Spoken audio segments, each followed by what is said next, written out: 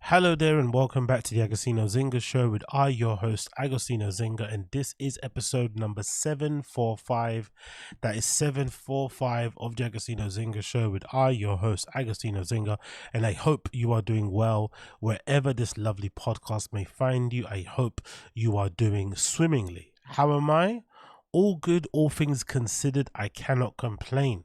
Probably one of the best weekends I've had in a long time, mostly to do with Liverpool losing 3-1 away from home against Arsenal, and earlier in the day Man United winning 3-0 against West Ham at home.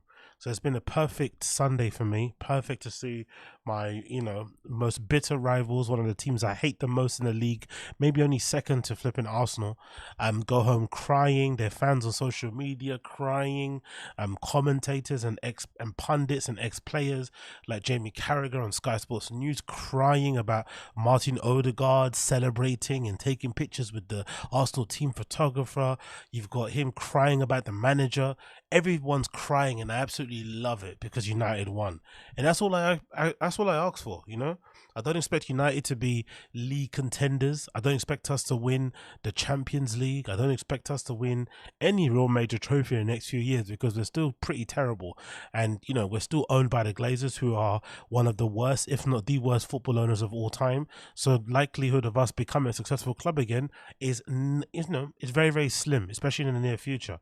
But the one thing that I get a lot of pleasure from is seeing us win the odd game here and there, put in a good performance, see some of our young players score some goals, and more than that, if it can be kind of, bounced up, or if it can kind of be supported and buffed up with the poor results of our rivals or the teams in and around us, that just makes things extra sweet. So I'm absolutely loving it. I'm absolutely loving it. But I'll speak about the football stuff later, and I'll get into that more. But for now, I wanted to kind of touch upon True Detective season 4. I've stuck with it so far. I think I might be 5 episodes in, or 4. I'm not too sure how many episodes I'm in so far. Although I do enjoy one of the lead actress in this show because she's got some really cool face piercings that I'm kind of like to get myself, but it's probably a little bit too I'm probably a little bit too advanced in years to get something like that nowadays. It's probably something that I should have got when I was way younger. But apart from the actors being fairly decent, I gotta be honest, I don't really know what's going on, and I'm kind of getting tired of it. True Detective season 4, Night Country, is not going anywhere. It's not going anywhere. Nothing's happening. The plot point, or the basic premise of True Detective season 4 is that it's based in Alaska. There's some sort of issue going on with people dying in mysterious ways. There are young Inuit girls being abducted and being found murdered in places, and then there's a symbol that the murderer or whoever's doing it is leaving behind, which is similar to the symbol they left in season 1. So they're trying to do some weird pull or reference or tie-in with season 1, but it doesn't really make any sense. The landscape and how they're depicting life in a small village or town in Alaska is really interesting. I would always, when I'm watching the series, I'm kind of picturing in my head, or imagining in my head, what would it be like to live in that type of area, like to live in those type of places all year round? Like, what would your life kind of be like? And from what they're depicting, I guess it's kind of what you'd expect, right? In any small town, everybody's kind of in everybody's business. There's a lot of free time. There's a lot of drug abuse. There's a lot of alcohol abuse because there's not much to do. Career prospects are basically nil.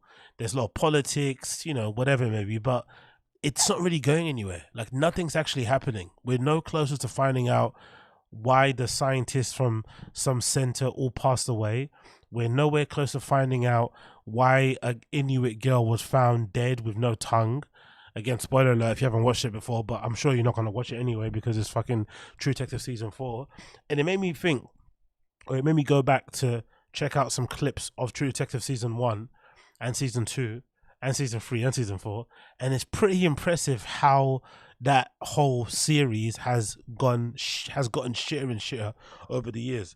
The quality has dipped so much to the point where I'm starting to think maybe they should just end the True Detective series, franchise, whatever, at season 4. however this season ends, maybe this should be the last one, because it feels like it's not really going anywhere, and it feels like it's never going to match up to the flipping iconic season 1, which I'm sure most of you have watched before, with what's his name, Matthew McConaughey in it.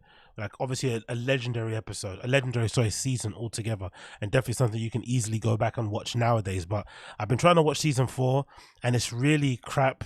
Again, it's not going anywhere. I feel like it's spinning its wheel, and I don't know. I just don't know what to say about it. But with all series, one of the really annoying things when it comes to series for me is that I feel like whenever you've invested too much time into something, you always feel like you have to just finish it just for the sake of it, because you already invested the time. Why would you then like stop now that you're already 3 episodes in? You might as well watch the next 6 or something. So I'm kind of in that position now where I'm thinking, you know what, even though I don't want to watch it, and even though it's permanently wasting my time, I'm just going to stick with it and just hope that it gets better in the end. But so far it's not looking good. I'm not going to lie, it really isn't looking good. Like there are some interesting threads that they're trying to pull at, which might go someplace, but for the most part, I don't know, it's just nothing's really being explained, and I really don't know what direction it's going to go in. I think I've said that maybe 7 times already now, but that's the place I'm at the moment. So True Detective season 4, Night Country, has really been a bit of a disappointment. What's been a really good thing though, that's not been a disappointment so far, has been Trigger Point season 2. This is a UK based TV show, so if you're not from the UK, you probably won't care about this show, but season 2 of Trigger Point, or Trigger Point in general, is an amazing series for me personally. It follows this woman called Lana Washington, played by the actress Vicky McClure, who is a bit of a legend here in the UK. She stars in a lot of like police dramas. She was in Line of Duty and a few others, and she just plays that kind of badass, women detective that is always trying to prove herself in the force, and always tries to like do things in her own way, doesn't follow the rules, then gets reprimanded, it gets proven right, and then her family suffers, personal relationships, that kind of like complex character, right, that you all kind of know and love in series. And she's amazing. She's honestly a UK fucking legend. She deserves all the awards. But Trigger Point is really like my type of thing, because it's basically like dad type TV. It's all action. It follows her as Lana Washington, and she's a bomb disposal expert, and she basically goes to places where there are bombs and shit, and basically tries to what's that word called, deactivate them. I forgot what the actual term is, right, with IEDs and shit. So there's a lot of terrorism plots involved there, foreign, domestic, loads of stuff about corruption, socioeconomic things, like all interesting kind of backstories, and of course her own personal relationship with her kind of on and off hubby and boyfriend, this guy here that's featured in the picture. And so far, what I've loved about season 2 is that loads of people die already. I think 3 or 4 people from the series, again, I'm not going to say who, but have already died. And I like that, because it puts some stake. It kind of puts some stakes. It kind of makes a show worth watching, because you never know who's next to be, who's going to get blown up next. Obviously the main actress is going to be in it, but I love that like people close to her, like people that she gets close to, people that she maybe doesn't take, she takes for granted, they end up kind of passing away in the line of duty, and it kind of causes her to go into more of into a shell. There's depression issues there, anxiety, what's that thing called, imposter syndrome. There's a lot of misogyny involved in there, with the workplace, of her being a woman. It's an amazing series. Again, it's not complex, it's not super deep, there's not much depth to a lot of the characters. The storylines aren't that amazing, but if you want to watch something that's good, just a entertainment in the background, active watching, or non-active watch, whatever that kind of term is, where you put stuff on in the background, I really do recommend you check out Trigger Point. It's fucking great. I fucking love it. It's out now. I think season 2, all the episodes are available now. You can either check it out on ITVX, or you can find it on all the kind of illegal sites that people watch stuff on. But I absolutely love Trigger Point season 2. I've enjoyed it. It's absolutely brilliant, and Vicky McClure is a fucking legend. UK legend, UK stand up, please if you may. I've also been watching way more videos about the Apple Vision Pro. Yeah, I know it's tiring.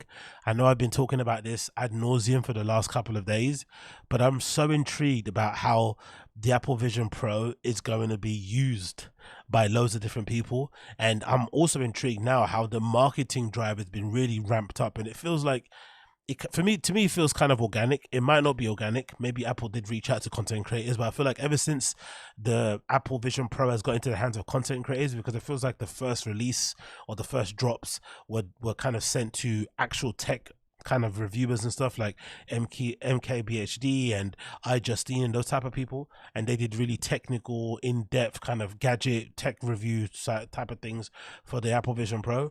But now we're getting a lot of content creators. We're getting a lot of like tech adjacent content creators, lifestyle content creators, vloggers, all these type of people who are now getting their hands on the Vision Pro, and they're now interacting and using it in completely different ways than probably what it's intended for. They're literally pushing the limits of the Apple Vision Pro. And then you're also seeing other apps putting out their ideas of what, Apple Vision Pro will look like with their app involved. So far from what I read online, there aren't a lot of official apps. Big companies like Spotify and YouTube and the Netflix and stuff, they haven't actually made native applications for the Apple Vision Pro. They haven't really agreed to that yet at the moment. The reason I think that's happened is probably because these companies are looking into probably making their own versions, because this whole spatial computing type of thing is probably going to be the new frontier going forward, you would assume.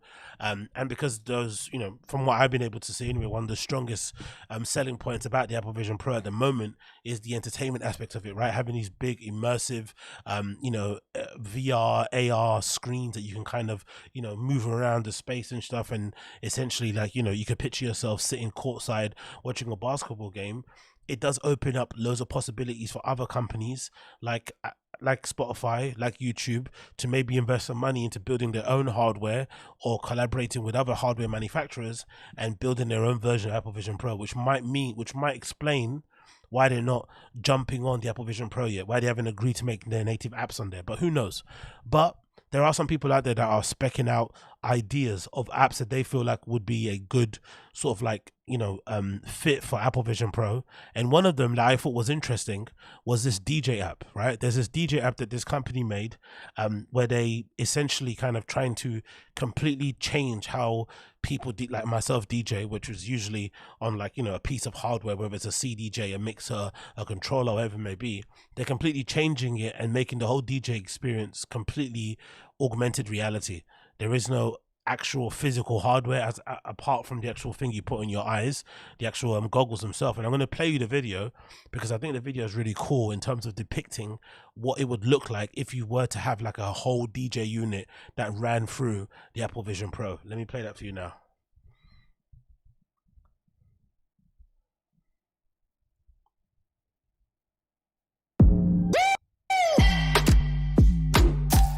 I'm gonna take off the sound actually because it's a little bit. It's probably gonna be copyrighted music. Let me put it down really low. Let's put it down here. So it's by a company called DJ. I think they've also got an app on the iTunes on Apple actually, if I'm not mistaken, where you could basically mix on your flipping, on your iPhone screen. So you've got these 3D turntables that they're featuring here, where essentially you've got a kind of like a VR version of your arm that's basically playing on the turntables with a mixer in the middle. And then you've also got live effects that you can also use whilst you're DJing, which look kind of cool, I guess.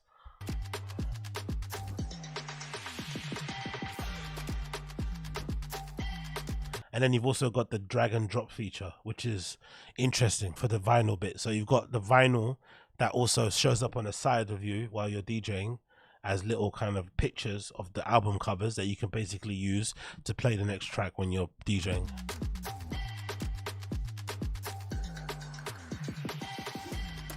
And then you've got the experience immersive environment. You've also got the DJ controls in the middle.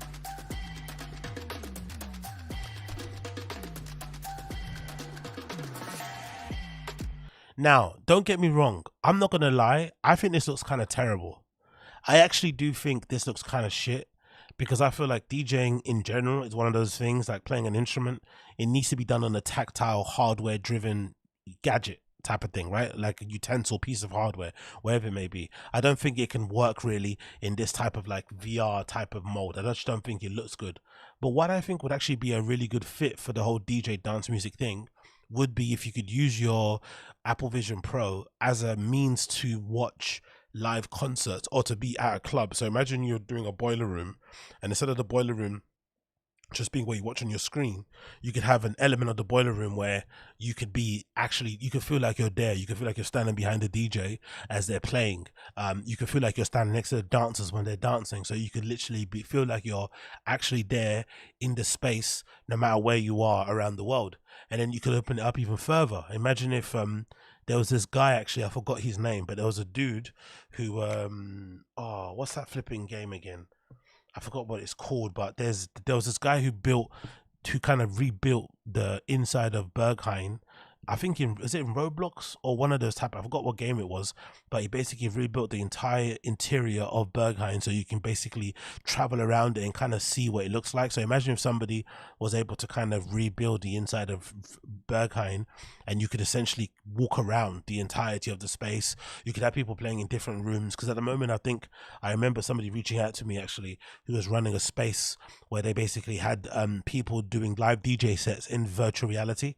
So they were able to basically go in all these different places, and basically, you could basically DJ for people all around the world in VR. And the idea behind it is that you'd wear a headset and you could kind of play, you could basically be there as a raver playing, or if I was going to be a DJ, I could basically stream on Twitch or whatever it was, and they would run that feed directly into one of the virtual reality rooms. So imagine if that could get taken a step further, and you could have, VIP tickets sold or stage side tickets sold for two people who don't live anywhere near where the festivals are happening, and you could basically sell people VR AR experiences at certain festivals, at certain live shows, at certain clubs. It could completely change how people kind of interact with those type of spaces. And if anything, it wouldn't really require anything different from the club on the inside. It would just be you kind of enjoying the event with your VR headset from the comfort of your own home without leaving anywhere, but just kind of, basically maybe from the camera of the flipping place on the inside could maybe stream onto your headset. I'm not sure how it would basically work, but it probably would be a great experience, and it probably wouldn't take away from the live experience. Because I think one thing that I think this should do, I don't think they should try to replicate what actual real life is via this. You know what I mean? I think it should be a completely different thing. I think it should be its own separate thing. VR, AR should be its own separate experience, but they shouldn't try to replicate or replace real life experiences. I think that's where the difference will be, and where it would really kind of differentiate itself from other kind of platforms and what people are trying to change. Because so far this DJ type of thing that I've seen here doesn't look the greatest to me. It looks a bit crap in my personal opinion.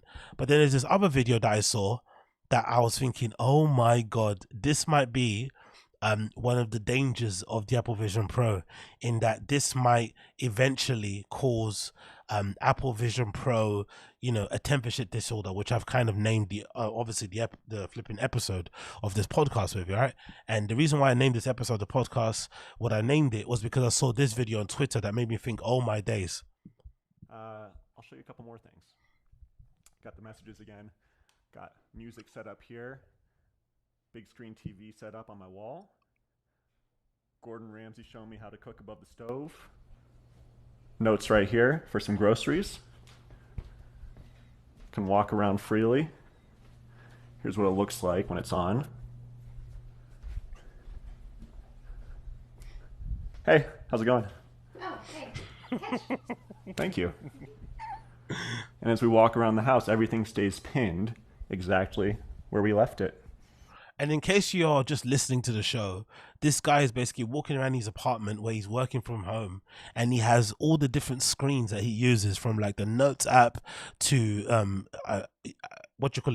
mail, to his text messages, to a window to watch the sports or whatever it may be. He has them pinned in different locations. So in this particular scene, you can see him at his workstation, his actual physical desk, and he has a window here with Safari already loaded up. He has a text screen showing his iMessages. He has his iTunes, I think, player or something here on one side, and then on one of the sides he also has movies playing. Well, no, his TV basically, where the Apple TV would be, and then I think on one of the screens on the side there he also has like movies happening as well. And then when he walks into the kitchen, he has another video screen pinned up next to the cupboards that shows a video of Gordon Ramsay preparing some sort of dish that he wants to make. On the fridge he has a note that shows some of the things he maybe wants to buy for his groceries and shit. And then he walks around, he comes back into the room, he passes his wife who's also working in the next room on her laptop, on her screen, sorry. And then he walks back into his main room. And this is pure ADHD behavior. There's like at the current count, there's like, including his wife's screen, 1, 2, there's probably like more than 15 screens running in this household. So if you thought it was bad already, right? If you live with your partner now and you thought it was already bad that you're both living in different rooms and you both, maybe even if you're living in the same room, you both have your head completely kind of glued to your screens of your phone, of your laptop or whatever, your tablet. If you thought that was bad, right? And if you thought you kind of already not paying attention to people, your attention span's already kind of horrible, you can't focus correctly, just imagine, or you can't focus for long times, just imagine how worse it's going to get when you get to a place where you can have this headset where you could basically have screens just in front of you, like literally hovering in the air against walls or cupboards and stuff of different things that you want to do. And this, to be honest, is a clear indication. And imagine if you start to have different tabs within each screen. So this is like a screen, right? Imagine there's a tab for each screen. So each screen has 10 tabs, like I usually run, right? I usually have like a window with like already 20 plus tabs every single time I open my computer, which might obviously explain why sometimes my streams or my pods can run a bit slow.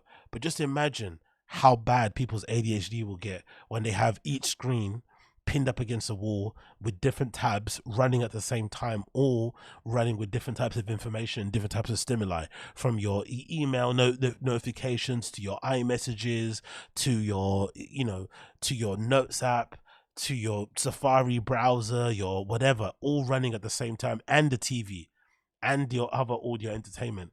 It's just crazy. And then again, you got another screen here showing some aquarium type of kind of background screen going on as well. It's just too much. It really, really is too much. That's, I think, is one side of the things that I probably wouldn't do too much. I think I enjoy the one aspect of it where you just wear the headset and you're kind of moving around with your environment, and it's, obviously you got the screens moving around with you, but the idea of having all these different screens pinned in different locations is crazy. It really is crazy for me. I think I prefer it to be different. But I'm also going to play another video for you that's really interesting, I feel like, because this guy does a really good job in terms of showing you how it would feel to use the Apple Vision Pro in over 24 hours. He basically said he's using it, and he does kind of general things like having a coffee, making some lunch for himself, and it kind of shows you how it can completely already change your day-to-day life. And I absolutely love it. I honestly absolutely love it, how it flipping works. I would definitely be up for using it the way this kid uses it. So his name is Canopsy, or Canopsy, CANOOPSY. You can find him on YouTube and check him out yourself, but I've got the video downloaded here, so I'm going to play it here for you so you can see what he says. But I thought his review of it was really flipping good. Before I start here, what are you guys saying here? Uche saying that could make switching topics during your streams look pretty cool. Exactly Uche. Yeah, I think once the hardware is less bulky looking and looks less alien, I think people will be down with it. At the moment, it still looks a little bit too, it kind of disconnects you from people around you, right? It's like massive goggles that are strapped to your head. Once it turns into glasses or lenses or something like that are a little bit more transparent or whatever, or translucent even, I think it's going to open it up to more people. At the moment, it still feels a little bit too like, you're kind of cutting yourself off from society. You're kind of in your own basically world. But once it kind of opens up, I think it's going to be a far better proposition for most people. But I could be wrong. But let me play the video now. This is Canopsy, 24 hours with the Apple Vision Pro. It's a really cool video. Let's check this out.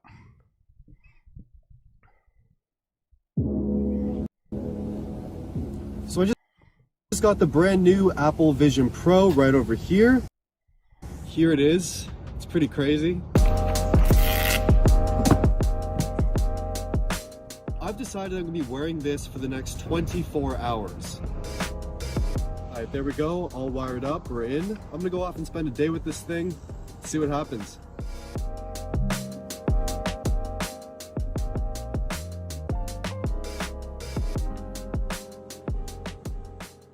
To start out the day, I decided to head over to a local coffee shop to get a quick coffee. I went in wearing the headset and nobody really seemed to notice or care, which is a good thing. I'm blending in already. After getting my coffee, I sat down and got to setting things up on the Vision Pro. First, I connected my iPhone hotspot to the Vision Pro so I have internet everywhere.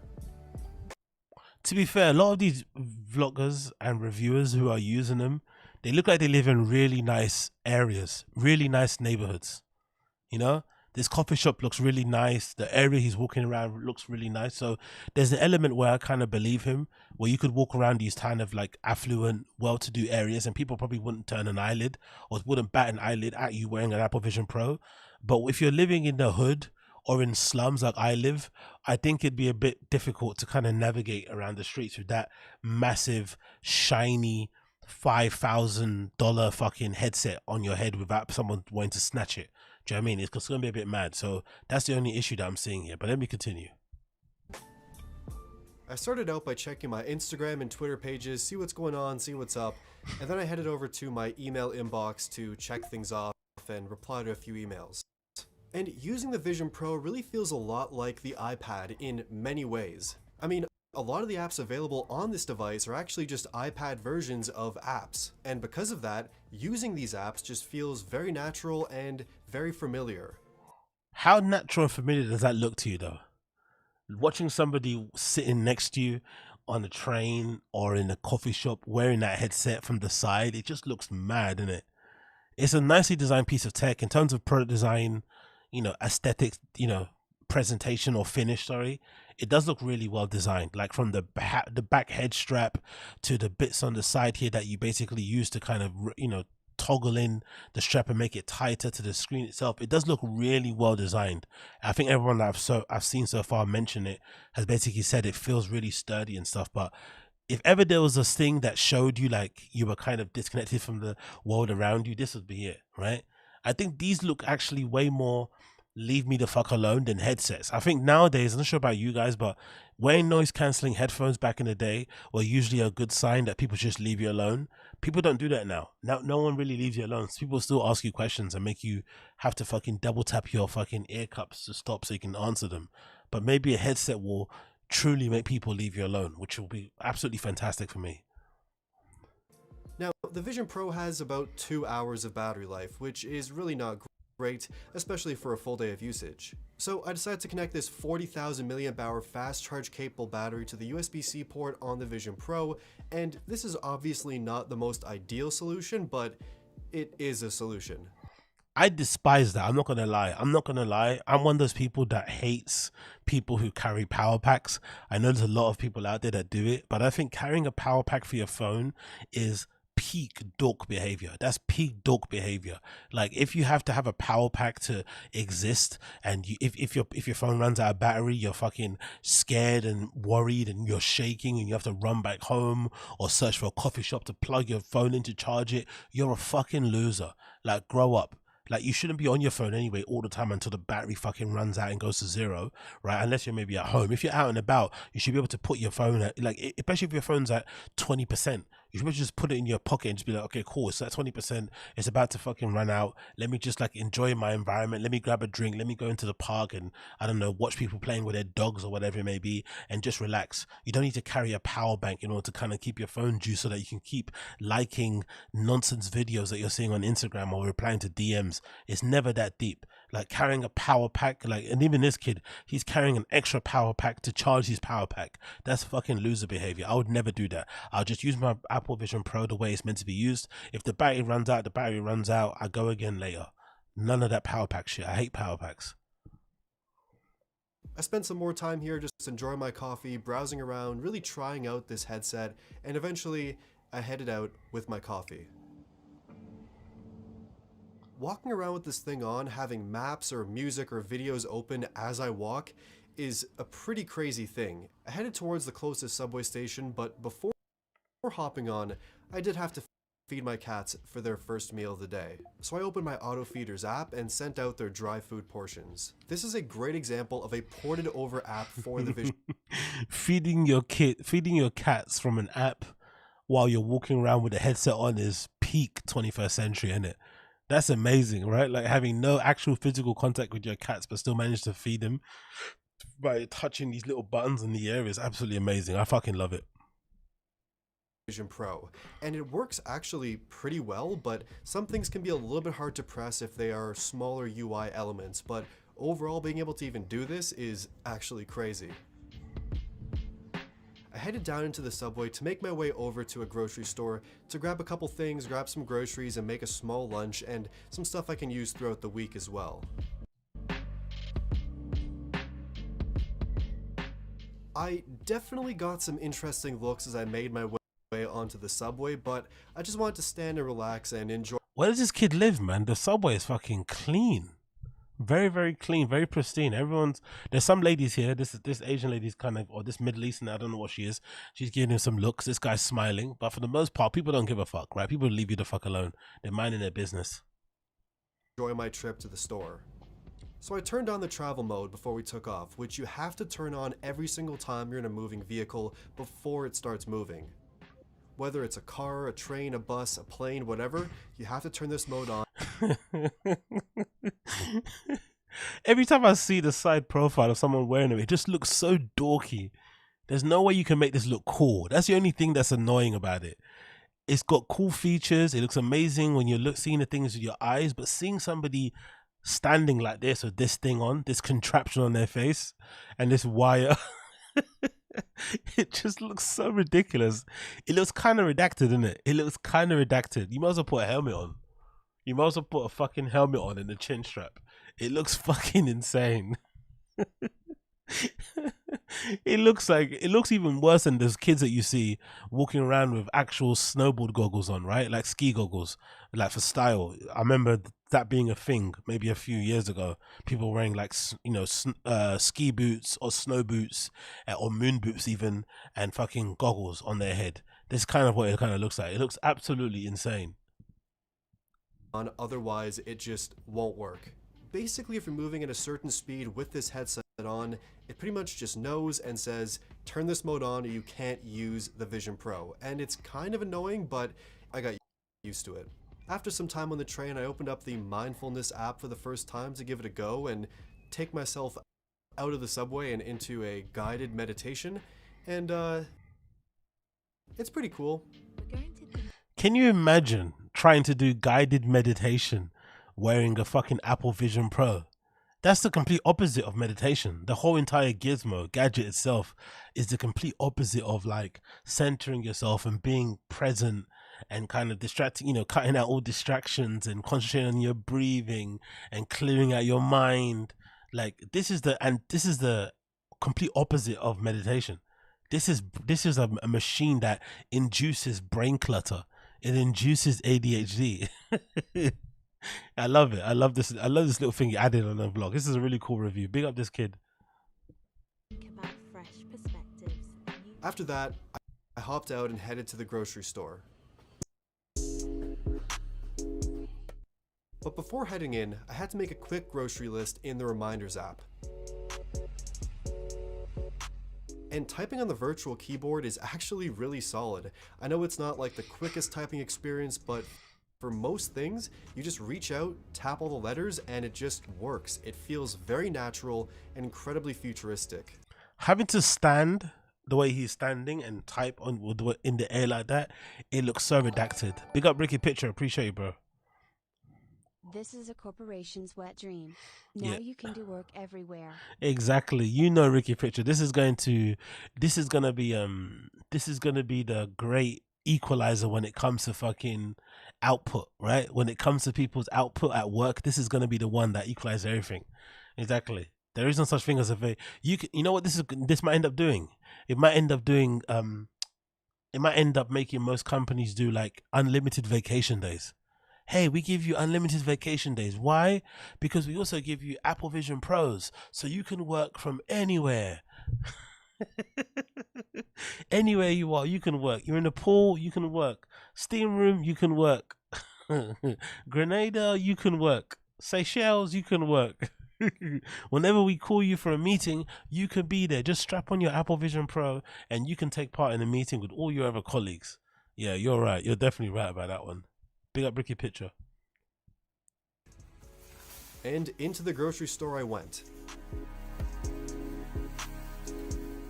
I carried along the reminders app between my fingers like a grocery list, and I dropped it once, so I had to go back and pick it up, but it was pretty... You see, that's pretty cool though. Have you seen that little detail? So you know the little screens that you put up when you're using the Apple Vision Pro? If you pin a screen somewhere, it stays there. So if you want to use it again, you have to go back to where you left it and pick it up. It's kind of wild. And I also noticed, you don't know if you saw, but the screen he had with these notes was on the floor kind of, and it does cast a shadow. Imagine how crazy that is of a detail. So wherever you leave a pin, you can see it cast a shadow on the floor that you left it on, or wherever it is on the wall and stuff. It's pretty trippy tech-wise how they've managed to do that. Interesting navigating the store, grabbing all of my items, and it felt like a grocery simulator game. This was not only the most stressful grocery experience I've ever had, but also the most interesting and unique. You gotta be a bit of a donut though. You gotta be a little bit limp-wristed to be stressful because you're using a fucking VR headset while you're going to do your groceries. There's nothing really stressful about doing grocery shopping for one. Like, let's be real. You know what I mean? You're not buying food for a family. You know what I mean? Like, let's relax. How's that stressful? Like, these kids nowadays, stressful, you know, because you're having to decide whether you're going to buy fucking plain white bread, rye bread, or if you're going to get the, you know, the bad cheese or the vegan cheese. Like, come on, man. Like, grow up. Stressful. After grabbing all the items I needed, I headed over to the checkout and eventually left the store to go home.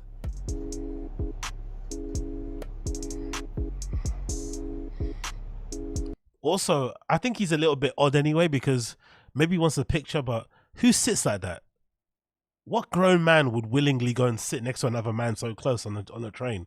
There's all these seats that are free, and he goes and sits in that seat with his knees next to this guy's bum. Like, why would you willingly do that if the train's not full? There's all these other seats you can sit down on, but maybe he wanted it for the angle and for this shot where you see him kind of like pinching and he's whatever. But it's such a weird way to, like, you know, he willingly went to sit right close to this dude. Like, dude, there's all this space, all these nice seats.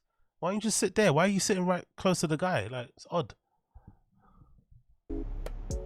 And soon enough, I was home. Nice apartment though. It was time to feed my cats again their wet food, so I got everything ready and prepared for them, and they were very excited. And they didn't really care that I was wearing Vision Pro, but, you know, they were very happy to be fed their wet food for the day. And then after that, I got out my groceries to put in the fridge and to make my quick sandwich. I opened up a YouTube video to watch while I was cooking, pulled out the recipe, and set an alarm for the Just Egg to check back when it's done. That's pretty cool. This was, in theory, a very simple sandwich, but it felt surprisingly overwhelming to make in spatial reality. Honestly, what is wrong with this kid? He's stressful when he has to pick out some bread to buy at a local supermarket, right? He's also overwhelmed because he has to make a sandwich. Or is this just like language that kids use nowadays to be like funny? I'm stressed because I have to buy groceries. I'm overwhelmed because I don't know what sandwich to make. Overwhelmed because of a sandwich. God almighty, mate. What kind of life do you have where you feel overwhelmed because you have to make a sandwich? I think I just had way too many things open and too much going on because this was incredibly stressful. Oh, there's that fucking word again, stressful. Stressful. He had to make a fucking egg sandwich with some spinach on it. Stressful. Come on, brother, man. But eventually I sat down with it and finally had my first bite to eat for the day. It looks like a nice little apartment though, to be fair. He's got a really nice apartment. Nice. Looks like a new build to me. It kind of looks micro-ish, right, in terms of size. It just looks like you can really, like, you couldn't swing a cat around here, right? You couldn't take one of these cats and swing it from side to side, wall-wise, right? There's not a lot of space, but it does look really nice, to be fair. So nice apartment. He must live in a really nice area, part of town. And it was worth the effort. And I watched a video while I ate because, you know, you have to. That's quite cool. Come on, that's quite cool. He's sitting down at the table, he's looking out of his window in his apartment, and he's got a screen here floating as he eats and a cat sitting on the table. That's a pretty cool, you know, little situation he's got himself there. I don't mind that. Colin saying what the apartment is usually a few grand a month. Yeah, it looks like it. I would imagine so. It looks like a new build, maybe a concierge downstairs, maybe a gym. You know, they might have a fucking communal garden area at the top. They might do like, you know, end of the month drinks and shit. It looks like a really cool place. Or maybe it's next to like a startup area and stuff, right? And those are like tech startup things. So he looks like a type of dude that will maybe work for a place like that. So it's a really nice apartment, I'm not gonna lie. For one person, it's really nice. It's kind of small though, because if I'm not mistaken, the kitchen area is connected to the living area. He's got his desk area somewhere here, and then I think this room here is where his bedroom is, and then I think the area back here is where he came in the door. So it's a kind of a compact micro apartment, but it does look really nice. I'm not gonna lie, it's really nicely laid out, and they've utilized the space really good as well. So I like it. After I was done eating, I grabbed my laptop to get some work done and also test out the screen mirroring onto the Vision Pro. Setup was very easy, just literally tapping a virtual button, and just like that, I had a massive Mac desktop screen in augmented reality. That's pretty cool. That's crazy. Pretty cool. Using the Mac's keyboard and trackpad and the Vision Pro as my screen, I tried out some editing in Final Cut, which felt very natural and honestly just the dream. And wow, imagine editing on Final Cut Pro. I've seen some, I don't know if you guys have seen it, but I have seen some psychos who take their iMac to like coffee shops. Have you guys seen it? Guys who take their iMac, they take their entire iMac to a coffee shop and they'll edit there. Like, so whatever they're editing in Final Cut Pro or in Photoshop, they'll just sit in the Starbucks with the fucking iMac on the table doing it. So I guess this is probably the less kind of like intrusive way for people around you. By having the Apple Vision Pro, you can have your massive screen and then you can edit and whatever you need to do, like, you know, in augmented reality without taking up loads of real estate and without having a fucking iMac on the fucking coffee table somewhere in public, which is absolutely insane. And also tried finessing a photo edit in Photoshop. And I really think the Mac... Very good point, Theodore. Nobody who's working at a coffee shop is doing anything besides emails. Yeah, people love to talk about emails. Whenever you hear of a girl boss or one of these hustle bros online talking about what they're doing for the day, they love mentioning emails. You rarely hear them talk about, oh, we had to ideate a particular idea, we're prototyping something, we're doing A/B testing. It's always just emails, responding to fucking emails. It's like, I don't know about you guys, but how many actual business emails are you getting per day that needs to be responded to every single fucking day? I don't really know, but hey, I'm an idiot. Screen mirroring feature is my favorite part of the Vision Pro. I was also able to open up other Vision Pro apps on the side next to the Mac display to make the ultimate multi-monitor virtual workstation, which is a lot of words, but this is a lot of things happening all at once. And when I was finished working, I just chilled out on the couch for a bit and watched a few YouTube videos in the Safari app. I really hope the YouTube app actually comes to Vision Pro at some point, because watching YouTube videos in Safari, while doable, is a little bit cumbersome hitting the play and pause button and skipping forward in videos. That's pretty cool though. Just how the screen looks in augmented reality, it looks fucking incredible. Like having that massive YouTube screen just, you know, essentially pinned up against his wall of his actual apartment. It looks so fucking cool. And again, like you said, once YouTube does build a native app for it, it's going to be far easier to use, like an actual app where you can maybe, like, you know, gesture to fucking fast forward, you can maybe pinch to zoom in certain places, you can maybe add favorite, whatever it may be, right? It's going to be really, really cool. And I'd imagine they might maybe start including features where you can maybe utilize some of the tech in the Apple Vision Pro and maybe make videos that are basically built to be watched via an Apple Vision Pro. So there's loads of fucking possibilities when it comes to that sort of stuff. I'm loving that. I had to head out for the evening to do a few things and also meet up with some friends, but before then, a few simple chores at home. First up, had to clean up some dishes, so I played some tracks. Then, a quick vacuum around my place. Yeah, nice spot, and man. Taking out the trash. And finally, just a quick brush to get minty fresh. And after that, I was ready to head out back into the world again.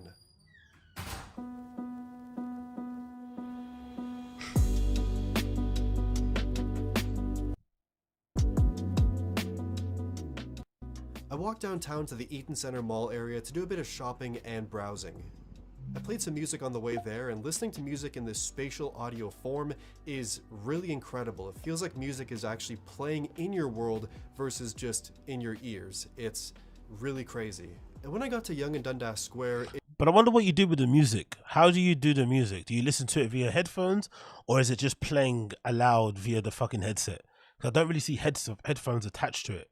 Or maybe it's those headphones that you place like around your earlobes, because I forgot what the brand is. There's a particular brand that have these headphones where the fucking speakers or the earbuds are somewhere around the back of your ears, and it's somehow meant to play, I guess, music through your eardrums that way. I don't know how that actually gets done, but I'd like to see how it actually sounds. You know what I mean? Or if you can actually put a headset on while you're wearing the fucking Vision Pro, which is peak don't talk to me, right?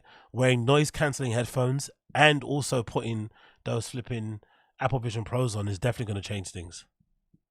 it just really set in for me how incredible this tech. Oh, is that what it is, you think? Andrew W says it's Toronto. Is it Toronto? Because it looks so fucking clean. I was just about to say just now, it looks so fucking clean. Wherever he is, it looks absolutely spotless. The subway train he was on earlier, the train station where he's at now in the shopping mall area, it looks absolutely pristine. So I guess it is Toronto Eaton Centre. There we go on the sign there. It looks fucking spotless. Like, wow, Toronto looks beautiful. Technology is. With a bunch of apps open, I'm in downtown Toronto, and it felt like nothing I've ever experienced before. It is just, I've already said it before, but it's the future. Although walking around with the Vision Pro on in such a busy part of the city was very stressful and again with the stressful. This kid, man, it's stressful to buy fucking groceries. He feels overwhelmed making a sandwich, and now he's stressful again because he's walking around a busy shopping area. Just seeing other people walk in front of him is causing him stress. Bro, you're in the busy shopping district of your city. What do you expect? Like, come on, man. Stress. These kids, bro, they don't know stress. Quite overwhelming. I walked through the mall and made a bunch of stops on the way, eventually stopping to check a virtual map of the Eaton Center to see where I have to go. That's pretty cool. Wow. Of course he stopped by the Aesop shop. Of course he stopped by the Aesop shop to get some, some moisturizer or hand sanitizer. Of course he stopped by the Apple store. Like, he's going to all the bait places that a kid like him would actually go to in shopping centers. Absolutely brilliant. Aesop, of course. After some browsing, I got what I needed. Of course he went to Uniqlo. Of course he went to Uniqlo. Of course. Uniqlo, Aesop, Apple. There's a particular archetype of that person, right? A particular avatar, a particular brand of human being. Clothing pieces and headed back outside. Imagine describing Uniqlo clothes as clothing pieces. You went to Uniqlo, bro. It's like fucking Japanese H&M. It's not that deep. Clothing pieces. It's Uniqlo.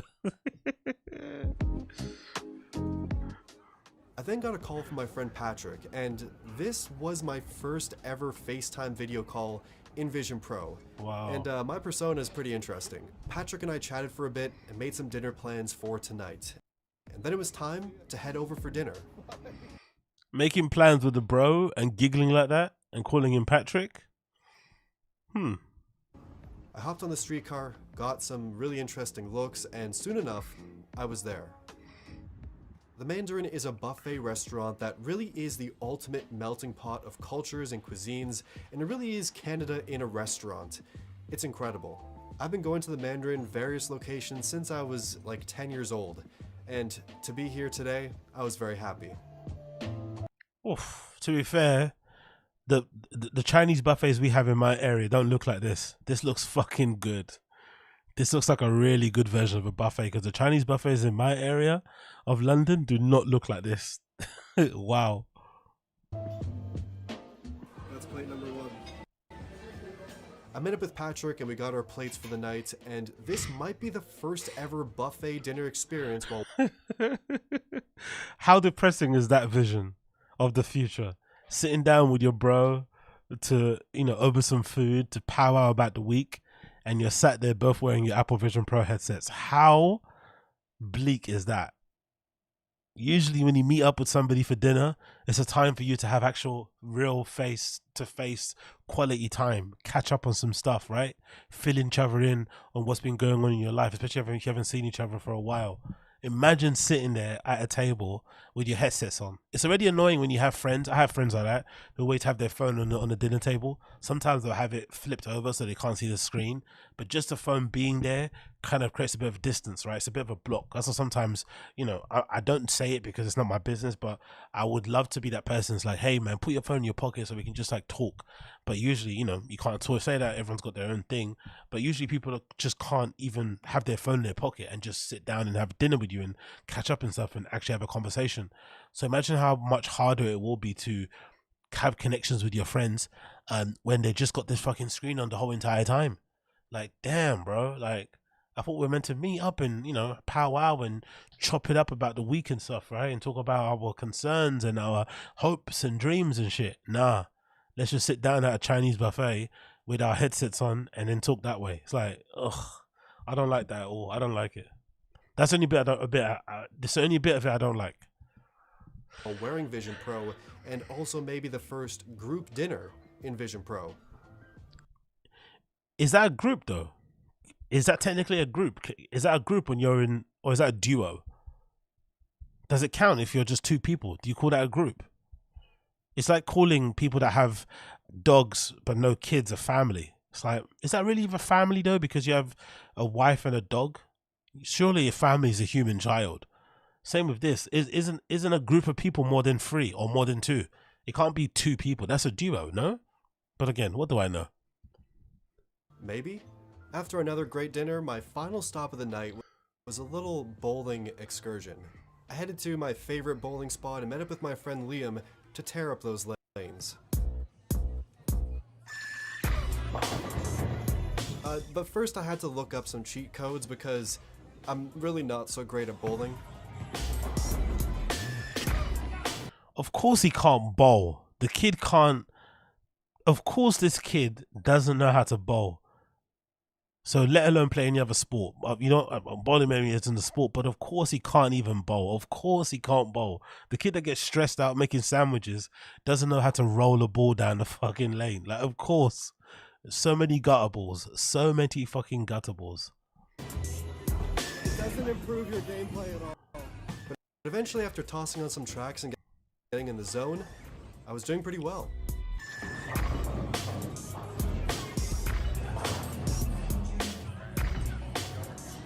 And it was getting pretty late, so I decided to finally head home.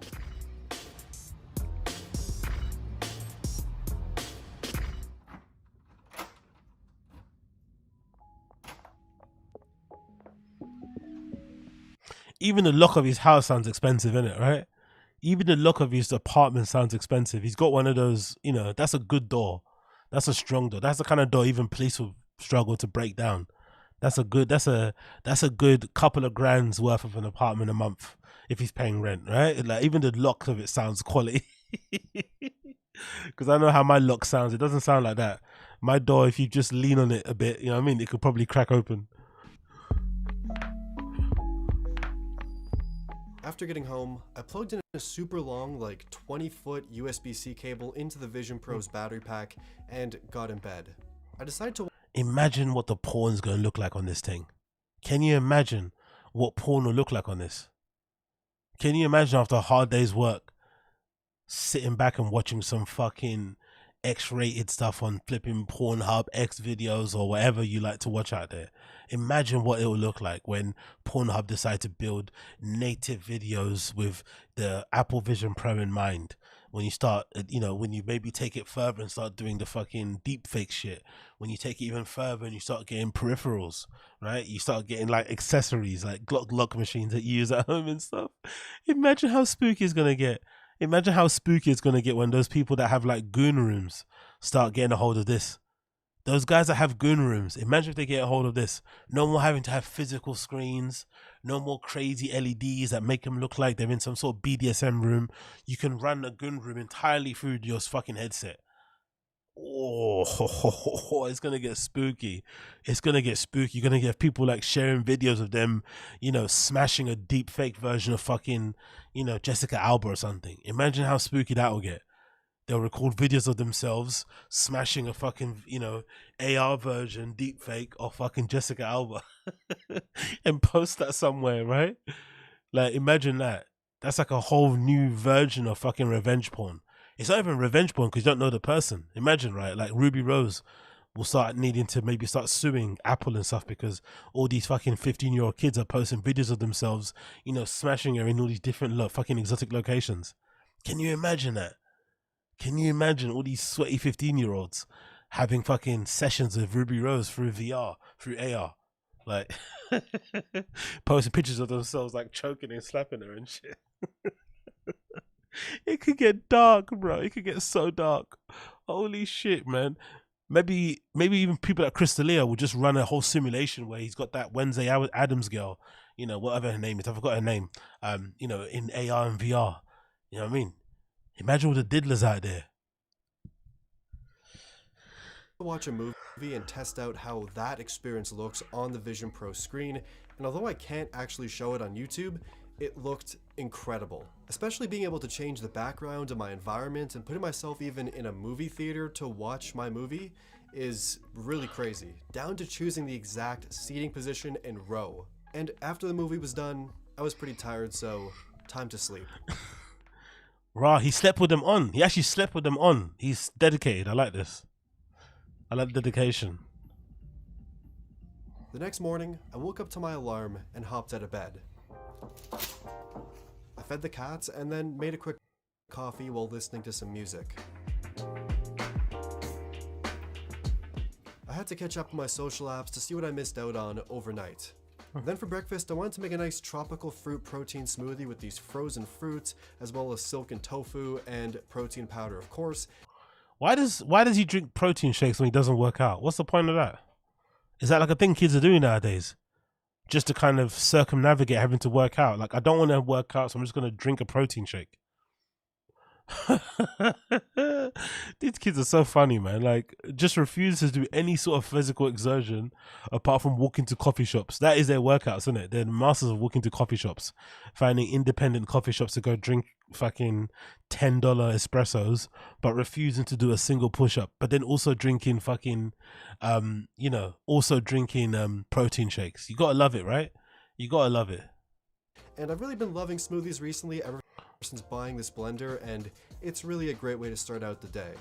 I sat down with my drink and listened to some tracks while browsing Twitter. I then decided to watch some YouTube videos from the last few days to catch up, but maybe in a bit more of a beautiful atmosphere. This entire experience has really been... Nigga just sits down and watches videos about the iPhone 15 Pro Max. He's definitely a real geek, innit? I love it, man. I love it. Unlike any other experience I've ever had before. And just like that, a whole 24 hours in Apple Vision Pro had passed. What time is it?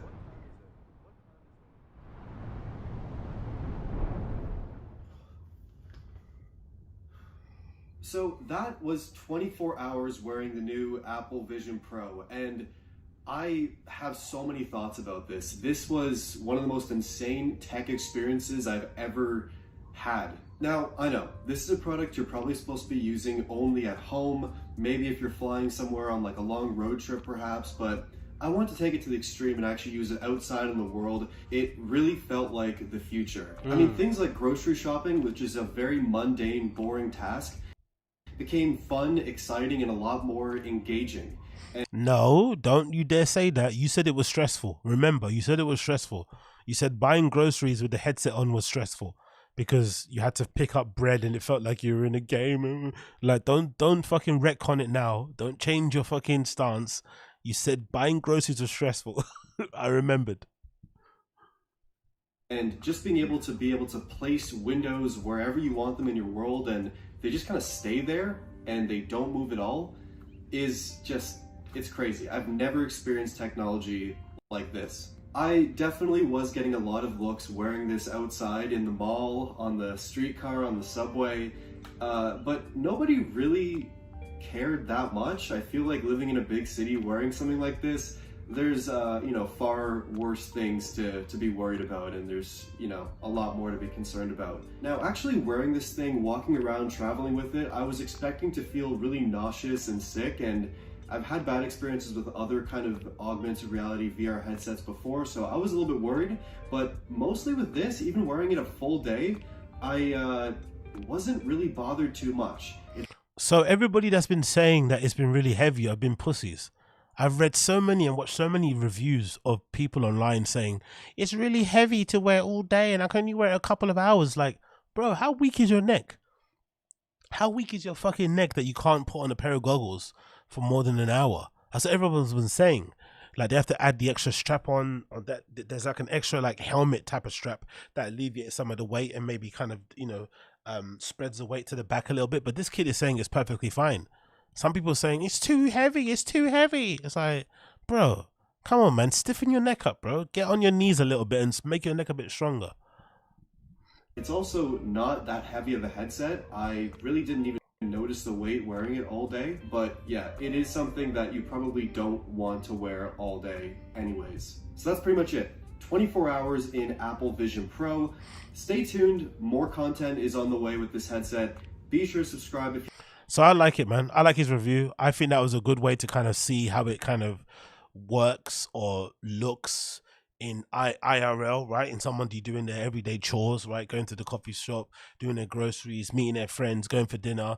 The only thing you didn't see is him going to a bar and having a drink somewhere wearing it, which would be odd. I remember when I used to, or when I first started, going to bars and taking my book with me, and going to have a fucking cocktail and reading my book, I would always get weird looks. And then of course, over time, it became like a thing now. People start doing, especially post-pandemic, I feel like people are now going outdoors more on their own and just, whatever, people are maybe getting older. I don't know what it is, but it definitely is a change. But I definitely noticed at the beginning when I used to do it, I used to get looked at a bit weird. But for having my book and sitting down having a cocktail, I wonder what people would how people would react if you went to a cocktail bar and you just had your headset on and you were listening to an audiobook or something, or you were browsing the internet like everyone else does. Because I don't know about you, but sometimes I feel like bars and pubs are sometimes places where you feel like a bit of a loser, or you feel like a bit of a loner, or you feel like you're just signaling to everybody around you that you're bored when you pull out your phone. I don't know if this is me and it's my own insecurity, but whenever I'm at a bar and I pull out my phone, especially for a long time, it almost feels as if like you've got nothing going on. You know what I mean? Like, you're that scared of your environment. You feel so awkward around the space that you're in, that you're kind of pulling out your phone as like a comfort, because you kind of are familiar with that, but you're not familiar with being in the real life space. So I wonder if this will be different. I'm just wondering with that, but I would love to I would love to use it, I'm not gonna lie, especially to record things and just live with it day to day. I'm interested to see what the second iteration is gonna be like. Similar to the AirPod Maxes, I really wanted a pair of AirPod Maxes, the Apple versions of their, over the ear noise cancelling headphones. But I feel like the current design's a bit too clunky looking. It's a little bit too cumbersome, a little bit too big and bulky. So I can't wait until the Mark II of the AirPod Maxes come out, because I feel like they're going to be a little bit more sleeker, and they're going to maybe change some things, maybe make them a bit more foldable and not have that horrible bag. And I think the same thing's going to happen with the Apple Vision Pro. I think the second iteration, the Apple Vision Pro Mark II, is going to be amazing. It's going to be really fucking cool. It probably end up being thinner than what we're seeing. The design's probably going to change. They're going to update some features. They're going to get loads of info and insights from people who've been using the Apple Vision Pro now. But I'm all really, really looking forward to seeing what the fucking second iteration of this thing looks like, because I think it's going to look sensational. And this is the beginning of the change. this is going to be the change, and it's never going to go backwards. I think same with AI, how we've seen how AI has basically changed people's lives for the better and for the worse. I feel like spatial computing is going to be here to stay, especially since Apple's invested so much into it, especially given the novelty, because I think MKBHD mentioned it the other day. There hasn't really been anything new in the tech space for a while, right? All the smartphones look the same. TV screens and monitors and whatever have kind of maxed out. Cameras are kind of where they're at in terms of form and what they can do. But in terms of everything else, in terms of computing, in terms of laptops and desktop computers and shit and whatever, nothing's really gone anywhere. And especially with VR headsets, they've all kind of been a little bit clunky. Nothing's really kind of hit out of the park. There's not been an all-in-one unit that everyone kind of like swears by. And I feel like the Apple Vision Pro is the closest thing to it. And like I said, it's the only thing that's kind of interesting now in tech. All the smartphones look the same, right? Everyone's copied the iPhone sort of like rectangular design, but at least now we've got a different type of headset, a different type of design, a different type of experience, and I think it's going to change things for the better and of course for the worse. But I think we're already in a bad place anyway, because people are generally on their phones way too much. People care way too much about fucking comments and likes and metrics and engagements and shit. People overuse filters, so we're already living in a fake quasi-digital weird dystopian world as it is. So at least with the Apple Vision Pro, you get an option to kind of, you get the option to make the world as you see it, like as you want it to be seen. Like basically you get to beautify the world and kind of live through it in a different way, kind of thing, if you get what I mean. So I'm all for it, man. I'm all for it. I can't wait to see how it develops. I can't wait to see the different iterations, and I also can't wait to see how other people use it further down the line. I think it's going to be absolutely incredible. I'm really for it. I'm not gonna lie. I am honestly on it. What people saying in the chat? Ricky Pitcher saying too much computing necessary to keep this going.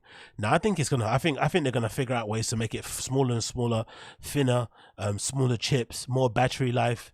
They're gonna figure out a way to get the computing. There'll be no such thing as too much, my friend. No such thing. It's gonna make them bank, and it's gonna go to the moon, as for lack of a better term. Cloud K20 says, I think it has the uses, but a lot of the ways that they promote it is silly. A proper advancement would require more processing power. Yeah, for sure. Like Ricky Pitcher mentioned, I think there's going to be way more advances going on in the future. Uche, they'll probably have an eyeglass version in a few years. Exactly. You remember how clunky and how awful the original Google glasses looked? Do you remember the original Google glasses? Let me see if I can get it up here. The original Google Lens, they were fucking horrendous, right? Really, really like horrible looking. And now you've got Snapchat glasses that look like Ray-Bans. Do you remember? Like, look, do you remember this? That was the original Google glass, right? Or lens thing that they made back in the day, with this kind of this thin sort of like Y2K era looking lens thing with this massive camera unit, bulky thing on the side, right? It just looked a bit too bait, right? You look like a fucking narc wearing these type of things. And now you have these Snapchat Ray-Bans that just look like regular Ray-Bans. You can't even tell that they fucking got a camera on them. Do you know what I mean? So clearly things are advancing and evolving at a breakneck speed to the point where they sell these fucking Snapchat glasses, these goggles or whatever, right? I forgot the actual term. No, they're actually called smart glasses, sorry. And you literally cannot tell that they have a camera, You cannot tell. Look at it. Look how much sleeker it looks. Like the one at the bottom here, I guess, is the older version or another brand. And the one on the top here is a Snapchat version. And just on the rivets, on the corners there where you'd usually have that little brand marking with a little silver thing, that's where the cameras are. So just imagine in a few years time what the Apple Vision Pro end up looking like with these advancements that you're seeing in these other glasses. It's going to look absolutely incredible. It really is going to look incredible. So I can't wait to see how it evolves. I really cannot wait to see how it ends up evolving.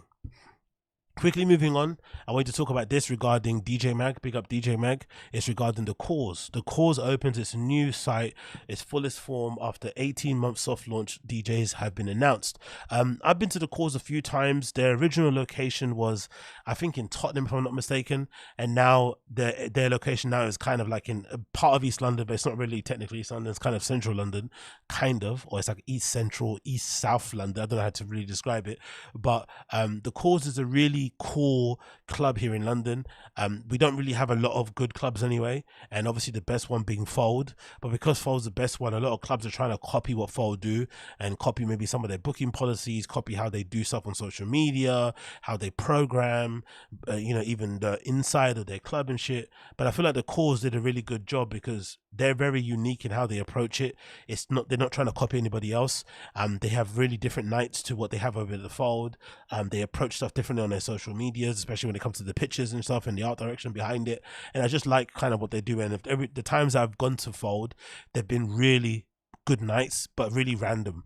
Like one time you could be in a room full of literal sweaty 25-year-olds, and another time you could be in a room full of literal 60-year-olds. I guess depending on who's fucking playing. So I love that it has that kind of appeal, whereas maybe Fold is maybe a little bit, there's kind of a set kind of age range that always goes out. I feel like Cores has a very much varied kind of clientele, and I also like the different rooms that they have and shit. I've gone to a new location, 60 Dock Road, and the last time I went was when they had Adonis. I didn't really enjoy myself too much, but that could be because I wasn't on any drugs, I wasn't drinking, and I went really late and I was kind of in a bad mood. So I think those things probably didn't help, that I turned up at a rave at like 3 a.m. to go and see, I think, Cormac play. So that wasn't the greatest, but I do really like the club. So it's good to hear that they've opened this permanent space up for the next few months and shit. So it's just courtesy of DJ Mag. It says London's Cores has officially fully opened its site at 60 Dock Road after an 18-month soft launch. That might be the longest soft launch I've ever seen in my entire life, but that also is a kind of representation of how shitty like London club space, how the London kind of like property development area is and stuff, because essentially clubs are forced to close down due to gentrification and neighbors complaining and shit. And essentially when clubs do open, they kind of have to open in a little bit like a cloak and dagger way. They kind of have to do it on the sly. They kind of have to lie that it's a soft launch, it's a temporary space, just so they can get on the good side of the neighbors and not bring too much attention to themselves. So that might have been part of the whole thing, or it could have been because it was a temporary space and things have changed now. But that's a really long time of a temporary space. It continues here. It says 2 years after closing its beloved Tottenham Hale venue, the Clubbing Institute is set to launch a 60 Dock Road location in its fullest form this week, having hosted a series of events at the site of its building phase. The Course 2.0 features 5 indoor rooms ranging from 60 to 1,000 capacity, state-of-the-art sound systems, lighting by Sensory Studio, Martin Audio, and Noise Control Audio. Kicking off the year at the venue, the Course will host its Welcome to 2024 party this weekend on the 27th, featuring Optimo, Pablo Boozy. Wow, man, that's a fucking good lineup. Optimo, Pablo Boozy, Bin, Susie Ijo, Lola Harrow, and Katya. A slew of names have also been announced for the up-and-coming seasons, including Flodan. By the way, big up Flodan, Grammy-winning Flodan. He might be the first person from Newham to actually win a Grammy, which is fucking incredible. So big up Flodan. You got all special requests: Tim Reaper, Sully, Katya, Evian Christ, Dr. Rubenstein, who I'm a big fan of, Sakaria, Michelle Mananti. The Cause also has announced a number of party brands on board for 2024, including Adonis, Wigflix, Percolate, and Evian Christ's Trance Party, and Latin American queer collective Tusi Pera. Oh wow, Tusi Pera was going to have a resident night there. That's pretty cool. Due to the current economic climate, the site at 60 Dock Road is still a temporary home for the Cause and will operate around the day-to-day operations of a large-scale set designers, ateliers, photographers, artists, and creative enterprises and SMEs and startups. Stuart Glenn, co-founder of the Cause, said, "Bringing the beast back to our team, our team created in Tottenham has been a huge challenge, but finally it feels like the place we can settle into, at least for the time being. Just like our original site, the temporary nature of the meanwhile spaces in which we operate should never be underestimated. Enjoy it while it lasts," which is going to be quite cool. It creates a little bit of anticipation, right? A little bit of FOMO there, so you're going to want to go. Since closing its Tottenham site, Cause crew has continued to put on events in London and further afield, including a pop-up in Hackney Wick, blah blah blah.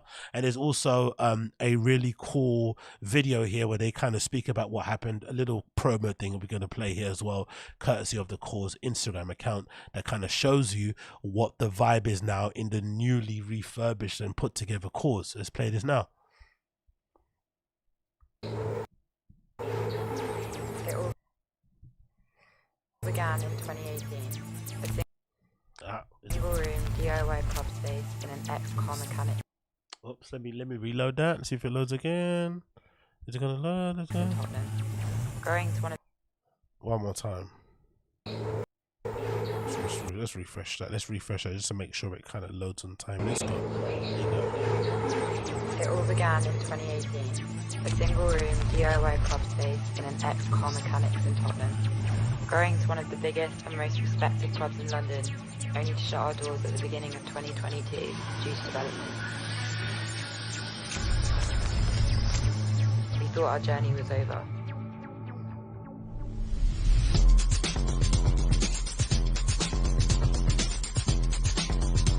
Looks really cool on the inside, not gonna lie. I like the way it looks. LEDs, nice. Big open spaces, disco balls.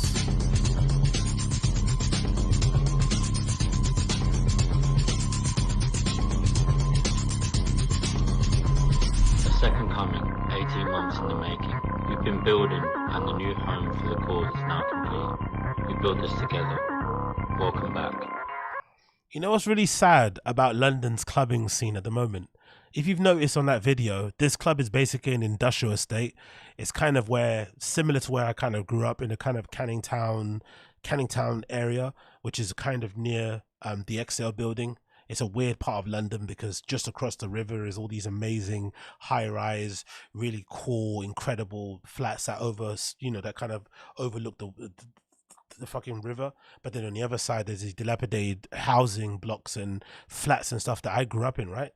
But one of the weirdest things about London's clubbing scene is that nowadays clubs, in order to survive, they have to be built in like derelict areas. They have to be built in like industrial estates, because that's the only places you can build a club and have it, really loud and whatever and boisterous and shit, and neighbors not complain and not have it get closed down.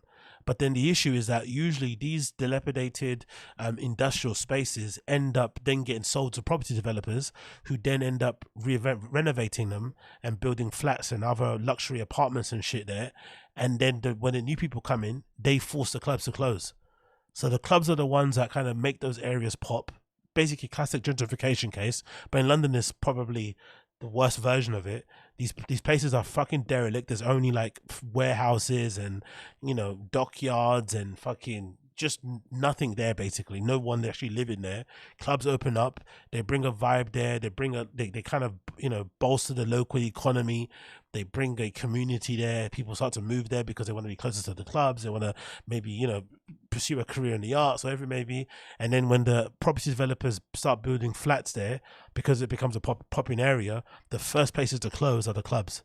It must be so shitty being a club owner in the UK. Just as you're getting to start making something and it kind of gathers a bit of momentum, suddenly the authorities say, nah, you have to close, get the fuck out of here. So that's the only annoying thing about living in London when it comes to sort of thing. But I think this is a good thing in general when it comes to the cause.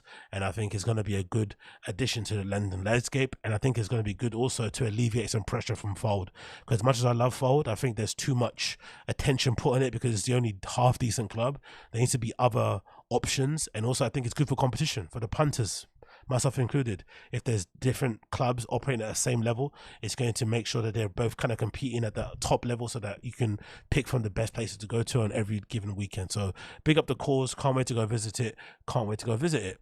Moving on, we got this really interesting post here, courtesy of Dancesystem, formerly known as L-Vis, from the legendary label Flipping Night Slugs. I'm sure most of you are aware of him, right? Or formerly known as, L-Vis, 1990. He put up a really interesting post that I thought I wanted to kind of, basically cover regarding DJs and regarding the whole hard techno scene thing that's been kind of taken over, the scene at large, or maybe the party tune vibe thing, which has been kind of a thing that's been permanent fixture in clubbing space and in music you've been hearing. And most of it is basically relating to a lot of DJs in the scene now going out and playing, Britney Spears records, Christina Aguilera records, quote unquote fun records, to basically soften up the vibe on the dance floor. And a lot of like established DJs are kind of getting annoyed by it because essentially those records are kind of bangers, right? It's like playing the best, it's like playing a Beyonce edit, a Justin Timberlake Drake edit, a Rihanna edit, right, and playing on a dance floor, of course it's going to absolutely smash, but you can't have a full hour of a set full of just bangers. It doesn't work. I'm not sure about you guys, but I don't really enjoy those type of DJs anyway, and it's not really a fun way to party, because you end up kind of blowing your load way too early. So I think this Dancesystem guy had some really good points to make regarding that, and obviously it kind of ties into how he kind of sees himself as an artist, but I thought he made some very astute points I'm going to read here courtesy of his Instagram account. So his caption says, "A note I wrote to myself in July last year," and the note itself says the following: "When I brought back Dancesystem in 2019, the landscape of the dance music was a very different place. Fun was kind of lost in the sea of serious techno and tech house. I saw Dancesystem as an antidote to that.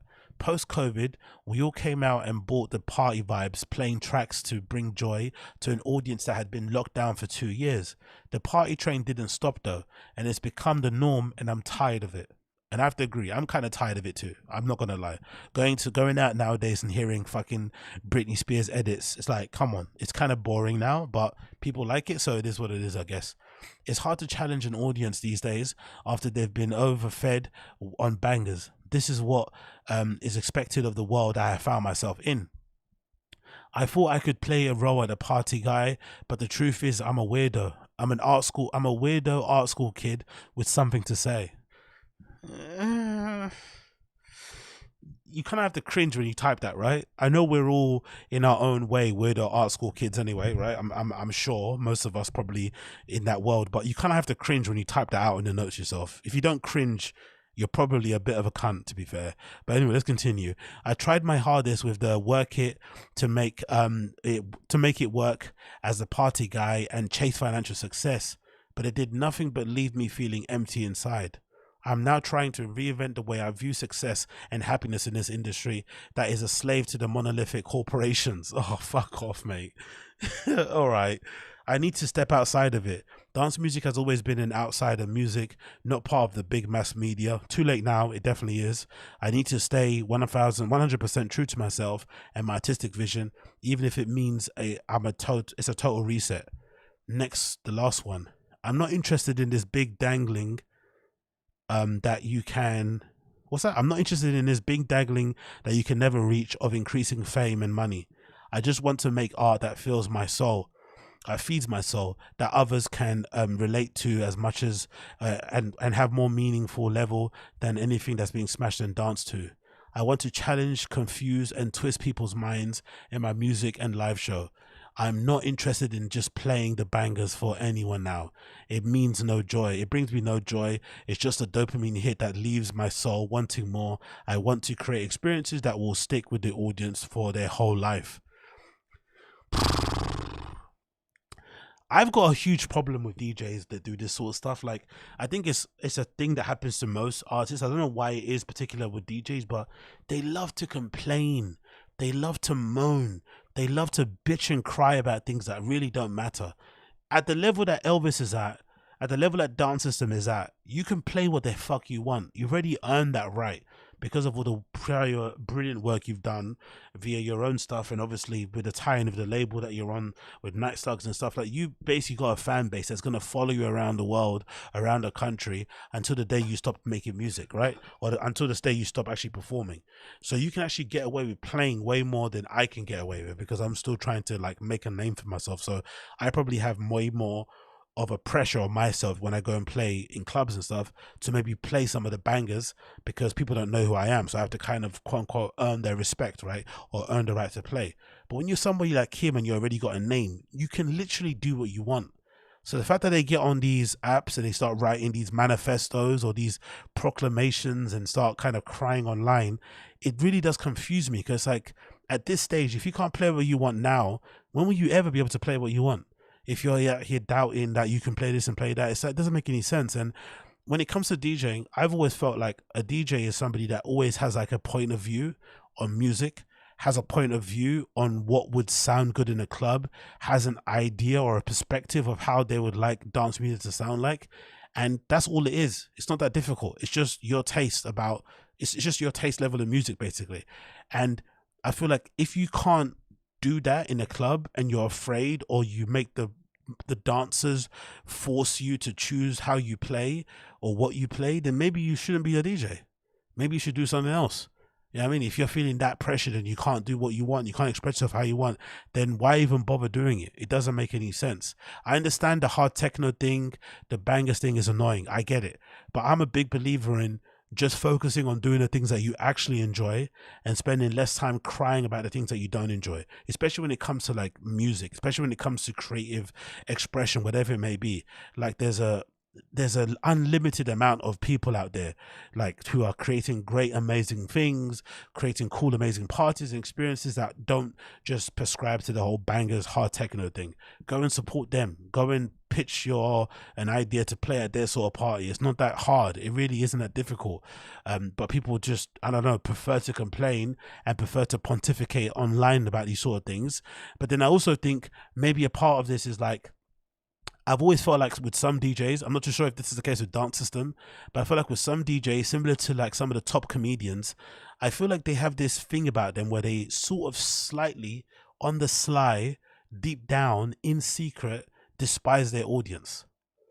Maybe it's because when you start making art or you start creating art, when you start becoming an entertainer, whatever it may be, you start off very small. You start off with a very hardcore audience. But then obviously the more success you have, the more popular you become, the bigger your fan base becomes, and the more wide and variety it is. But sometimes the demands are different. So maybe the audience that you had when you started is very different to one you have now 10 years down the line in your artistic journey.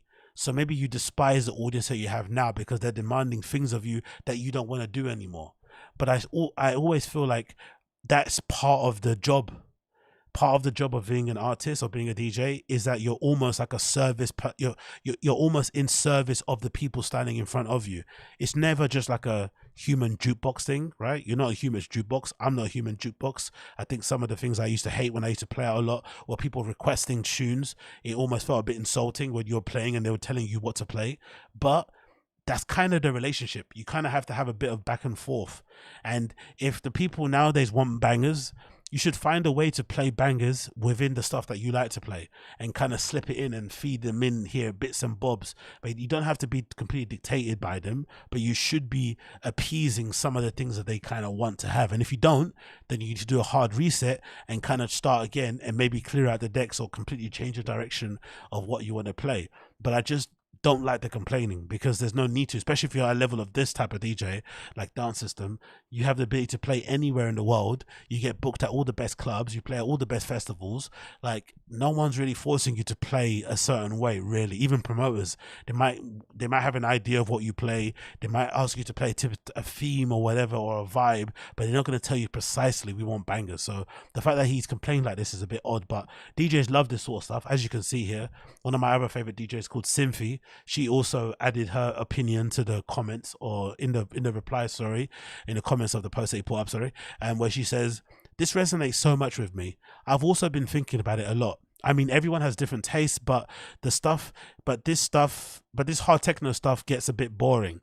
Plus, the commercial party Eurotrash stuff is what made us go to the clubs back in the days instead of commercial discos. Music and vibes was so much nicer. I'd stick to what you feel like. It might have taken a bit longer to get noticed, but quality always stays longer. Also, are we ready to sell your souls for 2050? Are we ready to sell our souls for 250 yet? Nope." Well, I don't know why Synthy's complaining, because she's one of the best house DJs and producers in the world. And I think most people know what her sound is and what her vibe's about. So if you go to a party and you're expecting Synthy to play like a Britney Spears edit, you're probably not paying close attention. So again, this shouldn't make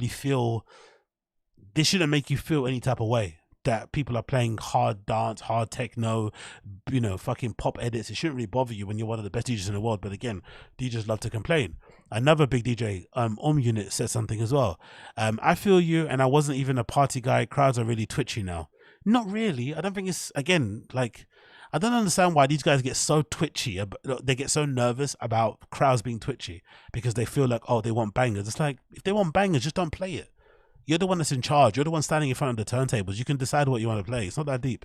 Another person, Born Dirty. Thanks for sharing, G. I've always felt that way, and it still do today. It will always create and fight for what my soul screams. my soul screams like, all right, mate, give your head a wobble, fucking drink a glass of water, mate. To create, but it's hard for sometimes to find a quiet space to hear what your guts are telling you. You know how you find a quiet space? You take off your headphones, you turn off your phone, and you actually focus on the music. But people don't do that. They just pontificate about this nonsense. Telling you all the saturation and noise of this industry is asking for numbers and results instead of depth and authenticity.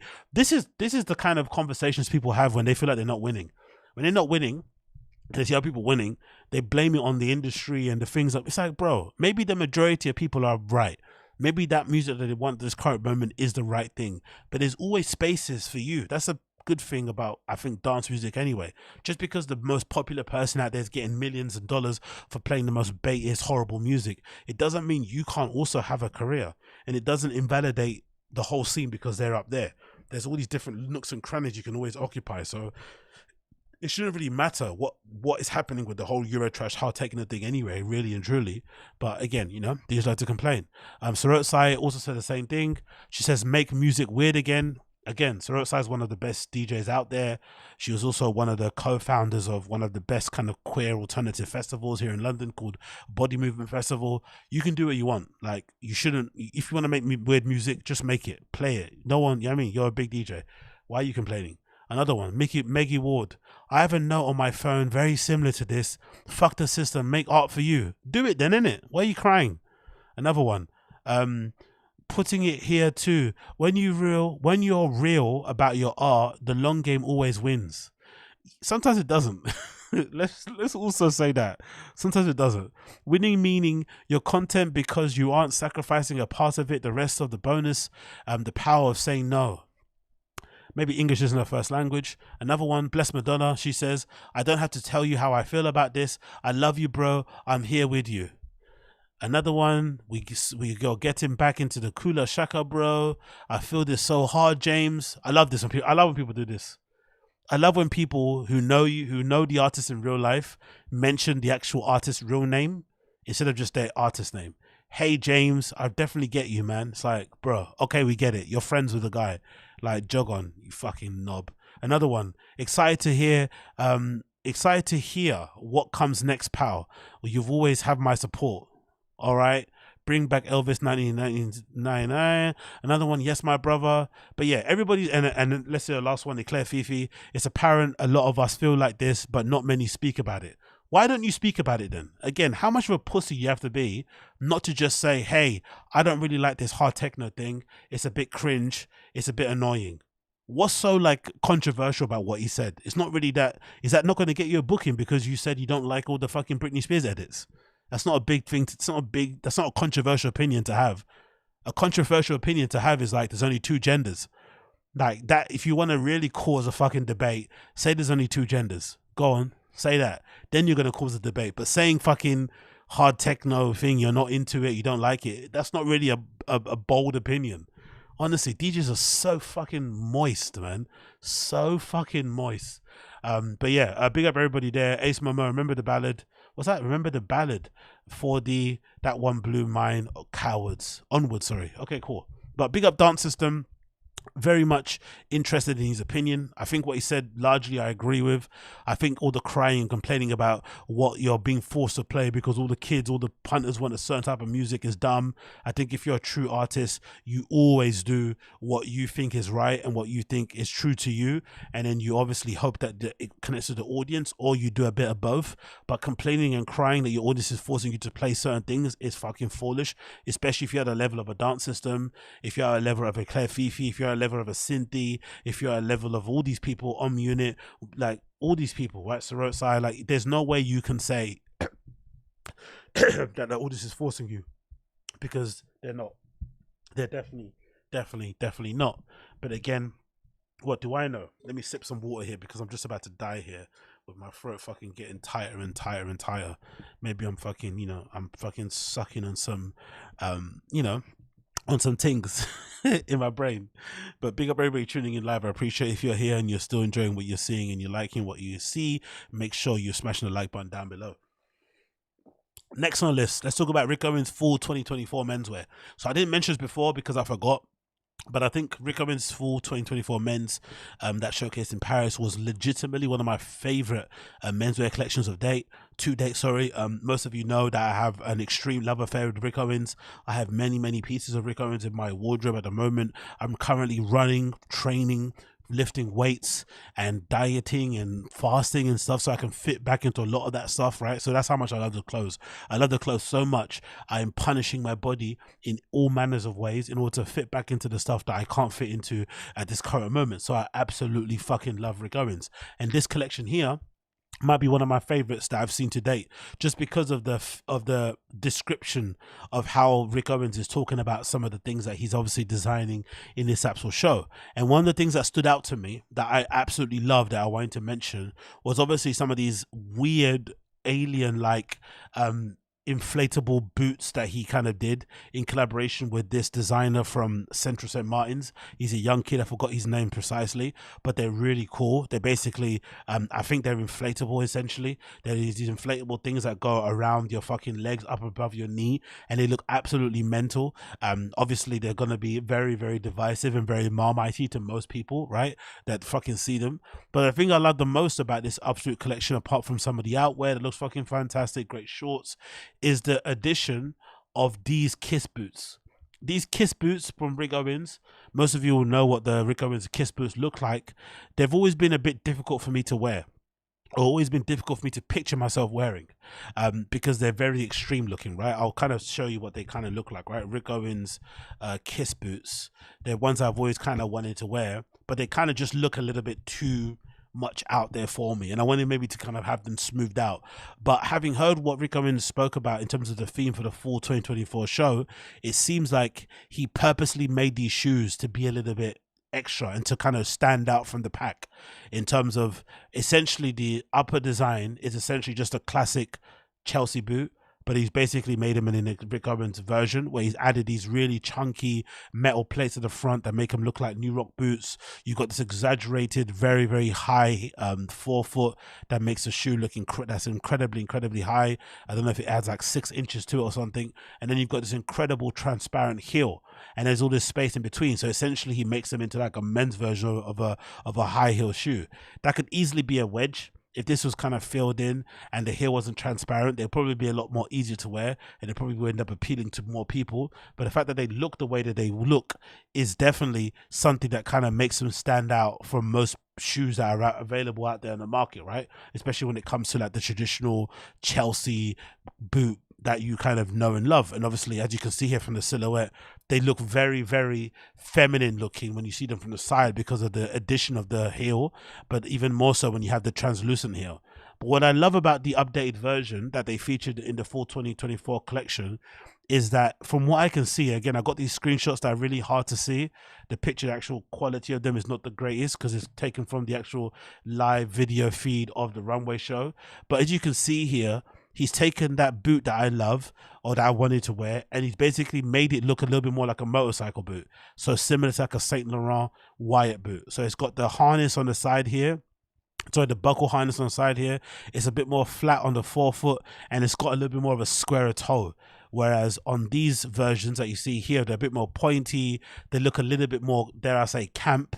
But I think this version is probably the closest version that you're going to get to a Rick Owens Kiss boot that is a lot more quote-unquote straight. It doesn't make sense, I know, but these look like the hetero versions of the fucking Rick Owens Kiss boots, as opposed to these ones that look way more gayer and way more camp and way more extreme and way probably more striking. But these definitely are the ones that kind of fit in a little bit more with everyday people. Now, the funny thing about it, now saying that, is that on the review of this collection, Rick Owens mentioned that the theme of this was basically he wanted to create clothing that allowed you to stand out at an airport.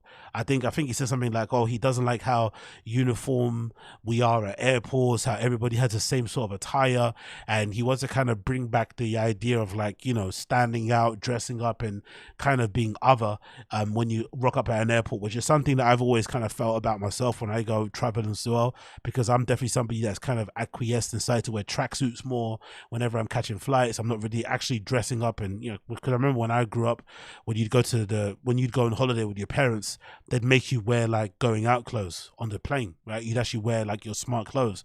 My dad would go to the airport in a suit, but nowadays you go to airports and people are literally in their pajamas, right? They're literally wearing sweats and shit because they want to be comfortable. They don't want to be like, you know, they don't want to feel fucking all tight and shit on the plane wearing their jeans or their nice outfits. So I like the fact that he's made these clothes. Like, look at this fucking crazy look here on number 19, where you got this incredible fabric wrapped around the model, and it kind of creates this weird knot. But I guess it's kind of essentially it's like a cloak, or it's like a shawl, or basically a really big scarf that kind of transforms itself into a coat.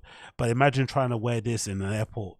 Imagine having to take this off while you're going through the flipping, you know, while you're going through the security gates, which has happened to me plenty of times. Whenever I've worn like a big jacket or something, or even big boots, I always have to fucking take them off. So as much as I like the idea of having these clothes make you stand out when you're at an airport, the only issue would be you'd have to fucking deflate these boots. You'd have to take off these amazing long jackets and kind of re-put everything back on again in order to kind of acquiesce with all the fucking airport demands. But some of the outwear pieces are absolutely incredible.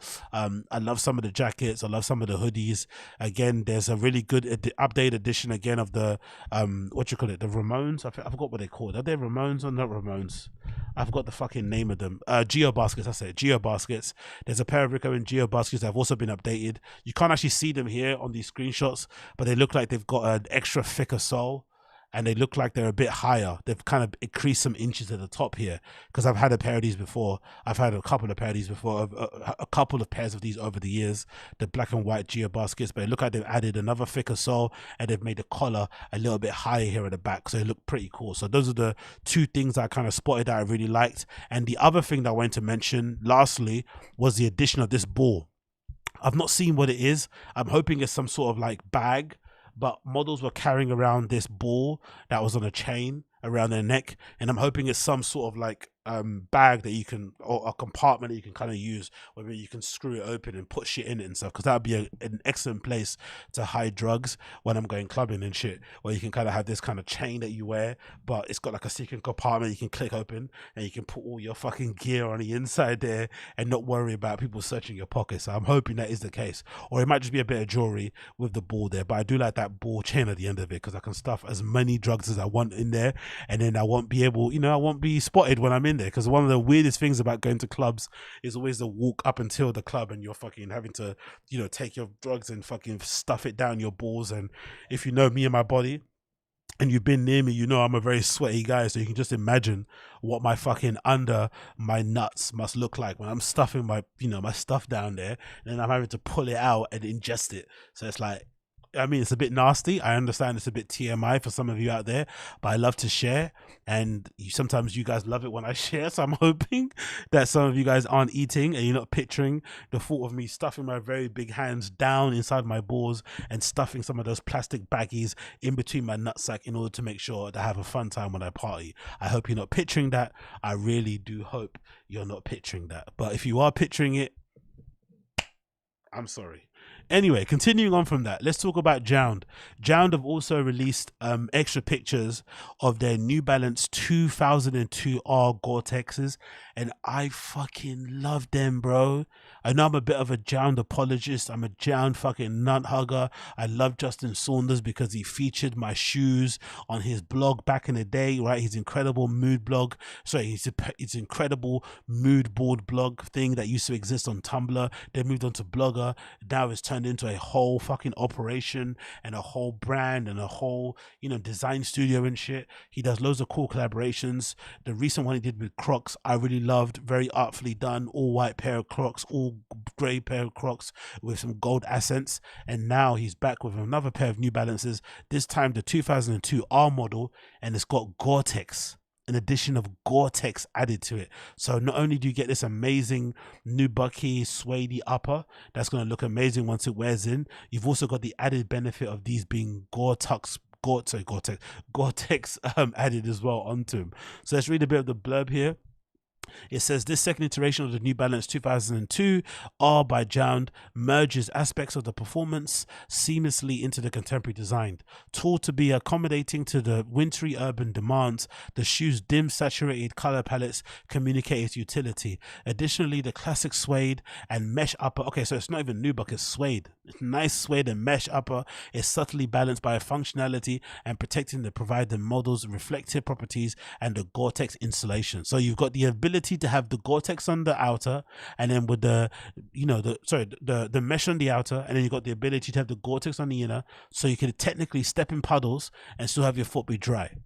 Love it. And because you got these muted colors, once you step in puddles and it dries out, most likely the hue of these shoes will change. So this will probably be a bit more washed out. Both colors will definitely end up getting more washed out, but the green will still run. But what's amazing is that over the time, you would imagine, because the suede will wash out more, these accents, as the laces or the accent with the N, they'll start to pop out more. You know, that's a really cool thing when you start mixing materials like suede and nubuck, or suede, when you start mixing stuff like mesh and suede, when the suede ends up fading out, bits of the other accents, which are leather or whatever they may be, will end up popping out more because of all the washed out colors on the upper. So I think that's a really great little subtle and clever design choice that's really going to make these stand out and pop. They're priced at 190 USD, and the collaboration will launch on the 15th of February, available on JJJJound.com, and then the 22nd available on all New Balance sites. So I'm going to show you some more pictures here to kind of give you an idea on why I love these and why I think they're fucking fantastic, courtesy of JJJJound. They look absolutely beautiful. I love everything about these. Look at that. You got this amazing grey upper here, loads of suede all over the upper. I love that it's got like a solid color block on the midsole and the outsole. I think sometimes when you're having darker colorways, it can be tempting to kind of break up the colors by having a white midsole, but I sometimes do like this you know, one tone block of an outsole and midsole where it's all one color, because it just creates a little bit of like structure and depth and makes them look a bit thicker and whatnot. I kind of do like that, I'm not gonna lie. And then obviously you got the addition of the suede. You've got addition here of some leather bits, I think, right? You got leather on the end, you got some leather or 3M accents here, and you've got the mesh on different parts there as well. Look absolutely beautiful, absolutely beautiful. I absolutely love these. The look here from up down above when you're wearing them looks great. Also, you've got the nice JJJJound hits there on the insole, so everyone knows when you take off your shoes, when you go mosque, everyone will see what you're wearing. And then you've also got how they look now here from the down up, from looking down or looking up from down, whatever it may be. You got this of the mesh and shit on there too, so they look pretty cool. And I also want to see the green colorway. Actually, let's actually do, oh, look at that, oh, look at the instep on there. I love that little adjacent there on the midsole. This little web design here on the midsole looks fucking great. These look so cool. And then I guess my favorite color, actually, I gotta be honest, is the greens. I think the greens are definitely my favorite color. That olive green color is fucking beautiful. And again, once this kind of like catches some dirt and water and it kind of fades out and you beat these up a little bit, these are gonna look fucking brilliant, especially with the combination with the mesh and the laces and shit. Like, they look absolutely great. I think the green is definitely my favorite color of them all. They look so fucking good. So yeah, I can't wait for these to drop. And there's also a picture here of the model wearing them that also makes them look pretty cool as well. As you can see here, the model's wearing a nice long overcoat, a nice little jacket, some jeans or some pants. I don't think they're actually jeans, and obviously a pair of the grey ones, but they've got thinner laces here, so I'm not too sure if they actually come. Those laces look a little bit outdoorsy. It looks like they've got like pull string Solomon type laces. Yeah, so you got different, yeah, so you got these laces here. You got these drawstring laces as well that you can use as well if you want. I guess elasticated, more like Solomon's, where you got like the little you know, little clip as well you can add. So if you want to lace them like normally with regular flat laces, or you want these kind of drawstring laces, you can also use them. They look pretty cool, I'm not gonna lie. But I think the greens for me are the best ones, even though the grays on this kid, he makes them look good in his shoot. I think definitely the greens for me are the ones that hit the most. I like the greens. The greens here look absolutely banging. Can't wait for these to end up dropping. I will try my best to get a pair, but you know, I don't usually get good luck on these fucking things, but who knows, maybe it will change, maybe it will change with these. But yeah, JJJound New Balance 202s due to come out very, very soon. Keep an eye out for them. If you are that way inclined, make sure you keep an eye out for them because they look absolutely banging. I cannot complain. I really cannot complain. And then moving on from that one, I quickly actually wanted to show you this before we continue, regarding United actually playing West Ham. So as most of you guys know, United played Wolves a few days ago away from home. An absolutely difficult place to go to, but we ended up winning 4-3 away from home. Really impressive result, I have to be honest. All things considered, a really impressive result, especially considering that we were pinned back so late on in that match with a very decent Pedro Neto goal, and then we end up winning right at the end via an incredible Kobe Mainoo finish. If you haven't seen Kobe Mainoo's winning goal for United against Wolves to make it 4-3, I implore you to go and check it out. Maybe one of the best goals of the season, to see him pick up the ball. He picked up the ball, nutmeg his defender, carry the ball into the box and then bend it, side foot finish into the bottom corner away from the keeper's grasp. Fucking perfection, right? Absolutely beautiful to watch, but we didn't play great. We gave Wolves loads of chances to come back into the game. We didn't kill them off, but then still 3 points on the board away from home. Great result. This time around against West Ham, I think more of the same. Today's performance against West Ham, more of the same. I'm not going to lie. I think the best thing to come out of this game was definitely our defensive performance. I think defensively we're incredibly solid ever since Alessandro Martinez has come back, even though he's injured now. I'll speak about that more in a bit. But I feel like defensively we looked way more secure, even with Onana coming back. Onana's been really up and down this season. He didn't have a really good AFCON. He come right back into the team after Bayenda played one game, but so far has been okay. It's not been that bad, I'm not going to lie. And I think a lot of it has to do with Alessandro Martinez's reintroduction, has a lot to do with Luke Shaw coming back from injury, and has a lot to do as well with Casemiro playing in front of that defense. I think Casemiro providing that screen, providing that solidity, providing that experience, has definitely allowed us to look more defensively solid. But attacking wise, we're still a bit, not really there. If anything, I think the game against Wolves was a really good indication of Rashford's form. I think that was incredible to see. I think he's carried a little bit of that form into the West Ham game. Even though he was a bit quiet, I feel like when he did get on the ball, he did use it correctly. He made the right decision. He wasn't running into players and shit. That was obviously great to see. But in general, the best thing to come out of this was definitely the individual performances from obviously Højlund and some of the finishes and overall play, I think, from Garnacho, even though he was still disappointing. So it's a very strange performance because I feel like this was the perfect time to face West Ham. They had Paqueta out. For some reason, they sold Berami. They sold, Fornals really late in the window. Mikel Antonio is out injured. So they're not really the most sharp when it comes up to attacking options up front. And with the exception of maybe Bowen, they don't really have much threats up there. So I think it's probably the best option. No, Bowen and Kuda, obviously, are two of their only outlets. But without Paqueta in midfield creating, without Benrahma to playing as well, without fucking Fornals as an option off the bench, they don't really have much attacking threat to really kind of trouble us. So when they obviously, when this fixture came around and those two players left and they've obviously got the injury record they got, I was quietly confident that we could do something, but I didn't expect to see a 3-0 win. I definitely didn't expect to see a clean sheet, but I thought we definitely had the firepower to probably dismantle them. I think the first goal was brilliant. Rasmus Højlund, incredible. I think he's been playing really well despite most of his teammates not passing the ball to him, despite us not really playing to his strengths. I feel like Højlund has done a really good job to kind of display and to illustrate how good of a striker he is. He holds up the ball incredibly well, and for somebody incredibly young, he does really well in terms of coming short, in terms of playing, has being the playmaker, something to bounce off from. And I think his first goal was incredibly well taken. He kind of shimmied on the inside, faked to shoot with his left foot, and then brought in his right foot and buried the ball in the bottom corner. Really great finish. And overall, I think he played really well. Garnacho was a little bit hit and miss, I think, in the first half, but as per usual, the reason why he always plays is because he's one of our only constant threats on the wing. He's probably been one of the only players in our attacking lineup that's always a threat when he gets the ball. Even if he faces a defender that puts him in his back pocket, he's always a willing runner. He's always willing to receive the ball under pressure. He's always willing to attack his defender, even if he's not going to get past them. He's always willing to try to shoot, even though he should pass. So I think that's one of the reasons why the coach, Erik ten Hag, finds it hard to drop him or to rotate him, because at the moment, Anthony's not really pulling up any trees, and he's looking like we wasted a bunch of money. Sancho's out on loan and probably will be end up getting sold. Martial's constantly injured, and Rashford keeps having up and down seasons. So Garnacho's been probably the only steady, consistent person in our attacking lineup. But the issue is, Garnacho's a young kid. He's still only 19. We shouldn't be relying on him that much, but we don't really have any other options. That's the only problem that we have, especially with Pellistri already out on loan, and it looks like Erik ten Hag isn't the biggest fan of Avpadhd, so that's the only option we have going forward.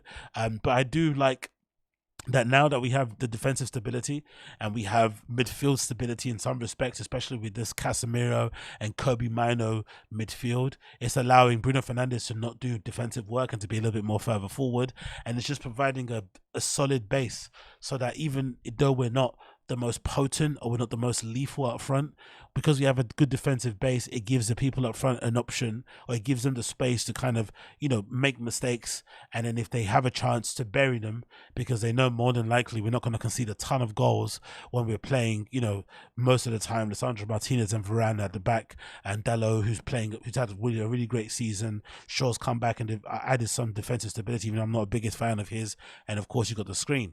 The only really negative of this game, I have to say, was the injury of Lisandro Martinez.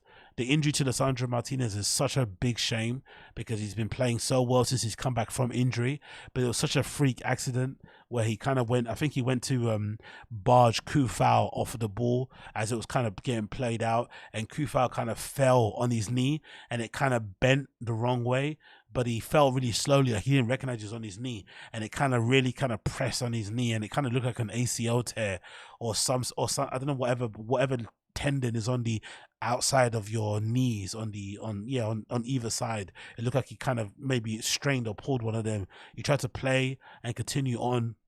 It didn't work, it didn't happen, and then of course he had to end up getting fucking subbed off in the game. So that's the only real disappointing part of the game, that one of our star defenders who's really made a lot of difference, who kind of looks commanding at the back, who's kind of really back to his best when he was with us, who looks like he's in incredible shape and just looks like he's on top of his game, unfortunately is now going to be out for a considerable period of time again, you would imagine. I'm just hoping maybe it's not going to be that serious. Maybe they're going to do their their tests and stuff, and they're going to work out and see that maybe even though it looked really bad, it might be something that he could probably recover from with some rehabilitation.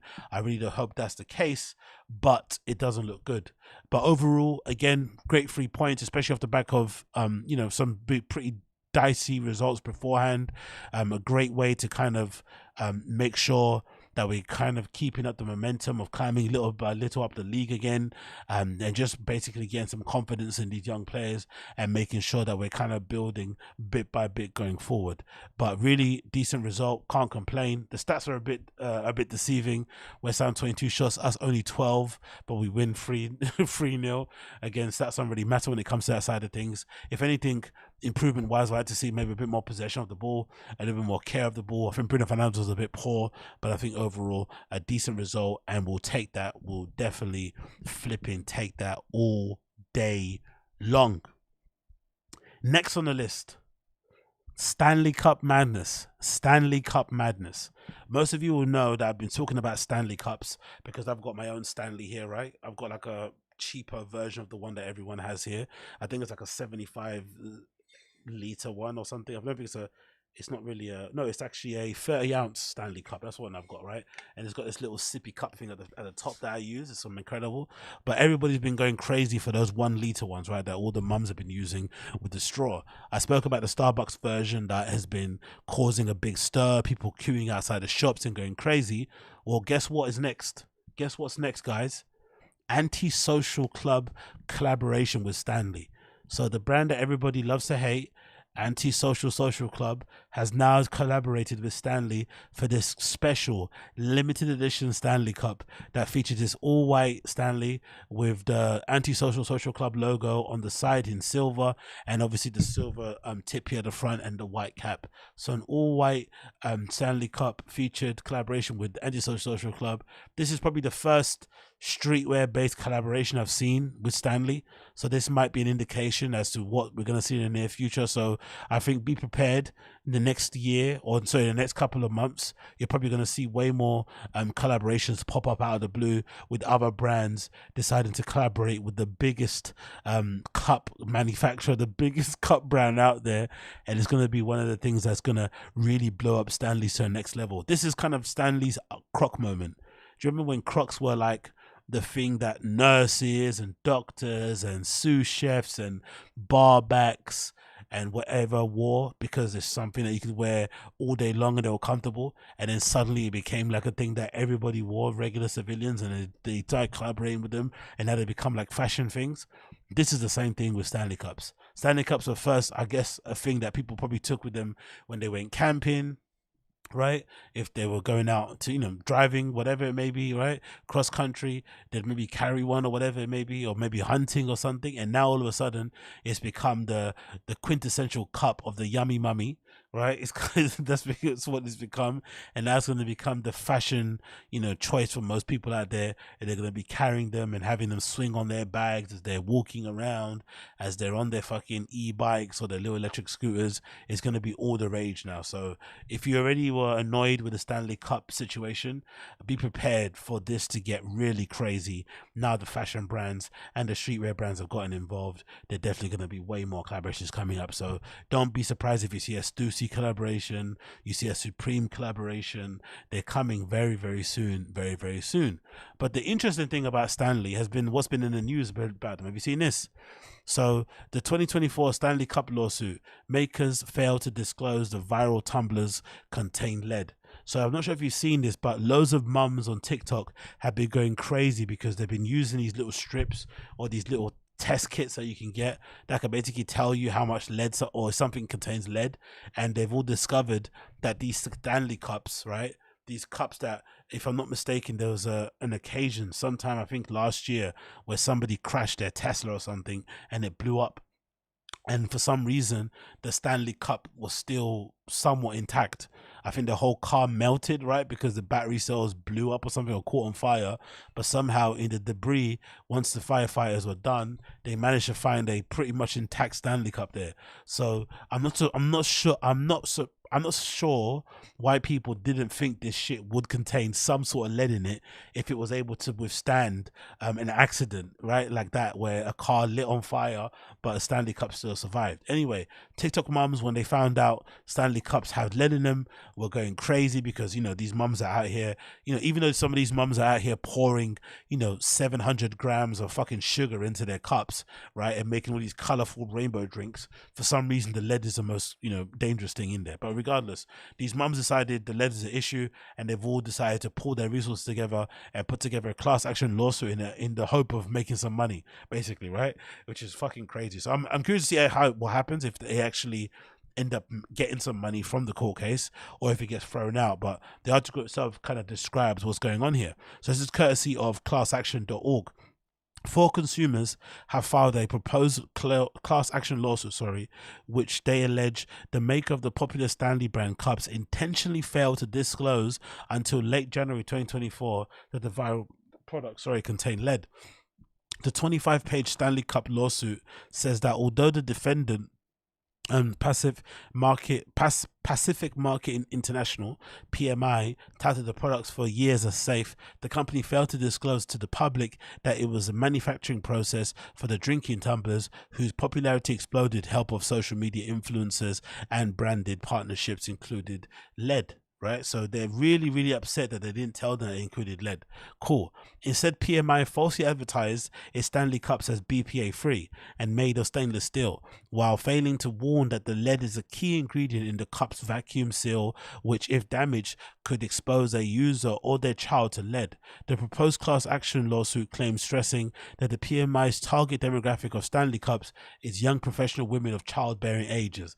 That's not their fault. That's not their fault that young childbearing age women are buying these cups. But let's be honest, the majority of childbearing women I've seen drinking out Stanley cups have way bigger problems than the lead that's in the Stanley cup.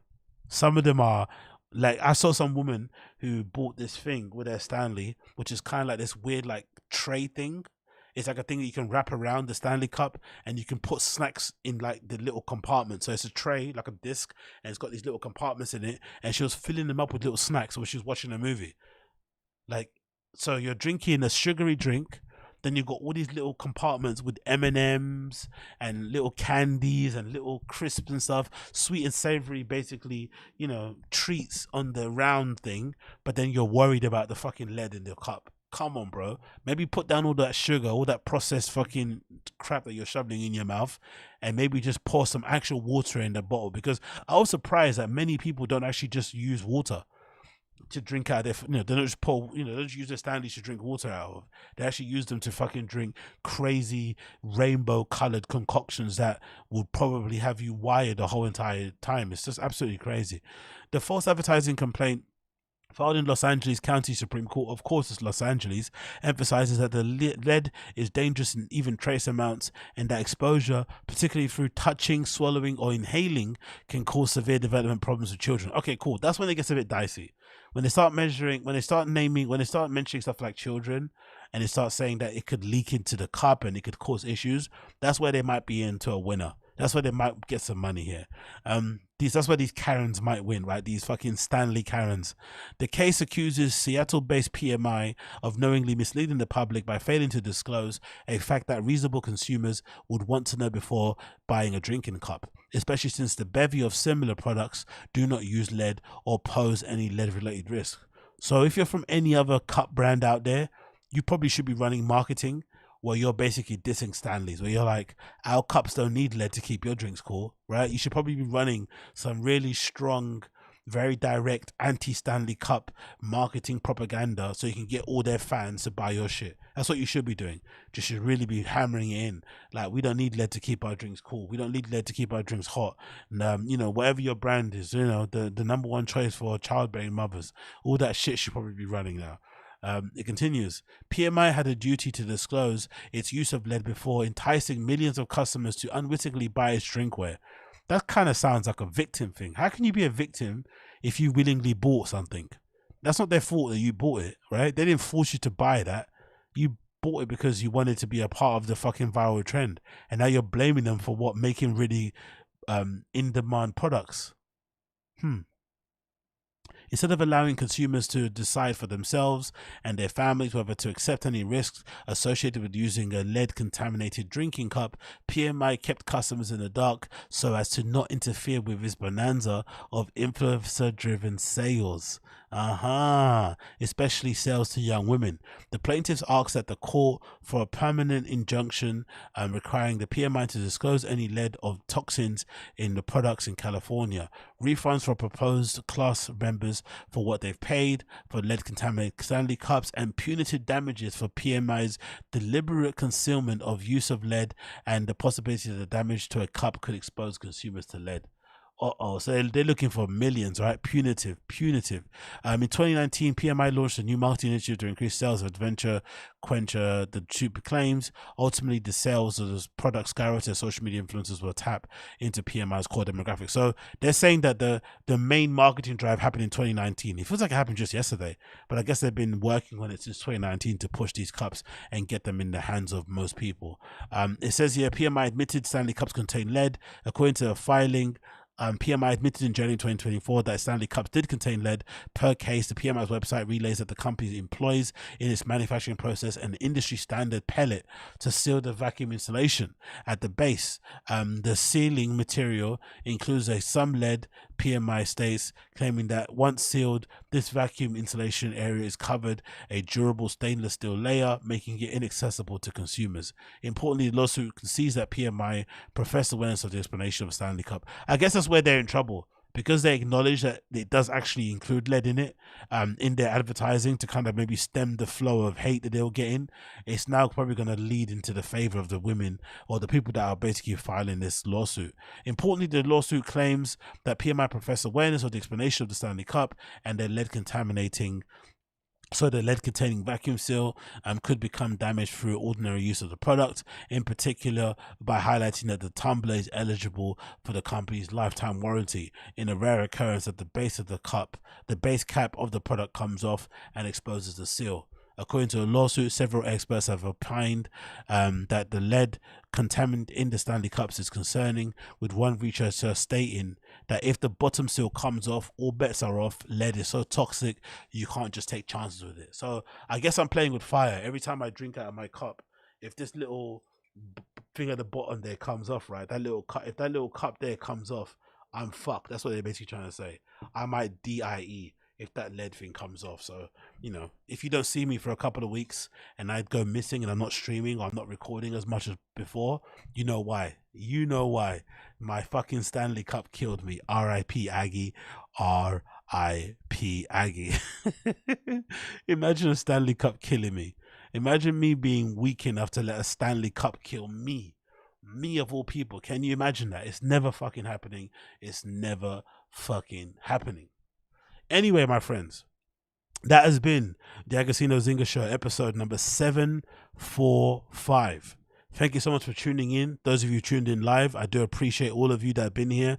It's been a blast. It's been amazing. Thank you for hanging out with me. If you're tuning in live or you're here listening after the fact, make sure you leave me a 5-star review in all the podcast apps that you're listening on this from, whether it's Apple Podcasts, Spotify, wherever it may be. Make sure you leave me a 5-star review. If you're watching this via the live stream, make sure you subscribe. Make sure you click like down below. If you've got a question, make sure you can ask me down below if you've got a question. My tune of the day today, if I'm not mistaken, is, what did I write it as? The tune of the day today, what did I write it as? Did I write something? I'm not too sure actually, but it should be in the description. Find out tune day in the description. Find out a list of the topics that I spoke about in the description too. If you listen to this, you can find it all down below in the description. Tune day, sorry, is Jordan Ward. That's it. Tune day today is Jordan Ward, Fam Jam 4000. Check that out. One of my favorite tunes out there. It's fucking amazing. Fam Jam, courtesy of Jordan Ward, is going to be playing underneath my voice, and I'll see you guys again very, very soon. For those of you tuning in live, random show coming up, of course, very much soon after this. But for those of you tuning into the Agostinho Zinga Show, thank you for tuning in. It's been a blessing. It's been a vibe. I'll see you guys again very, very soon. But for now, take care, people. Peace.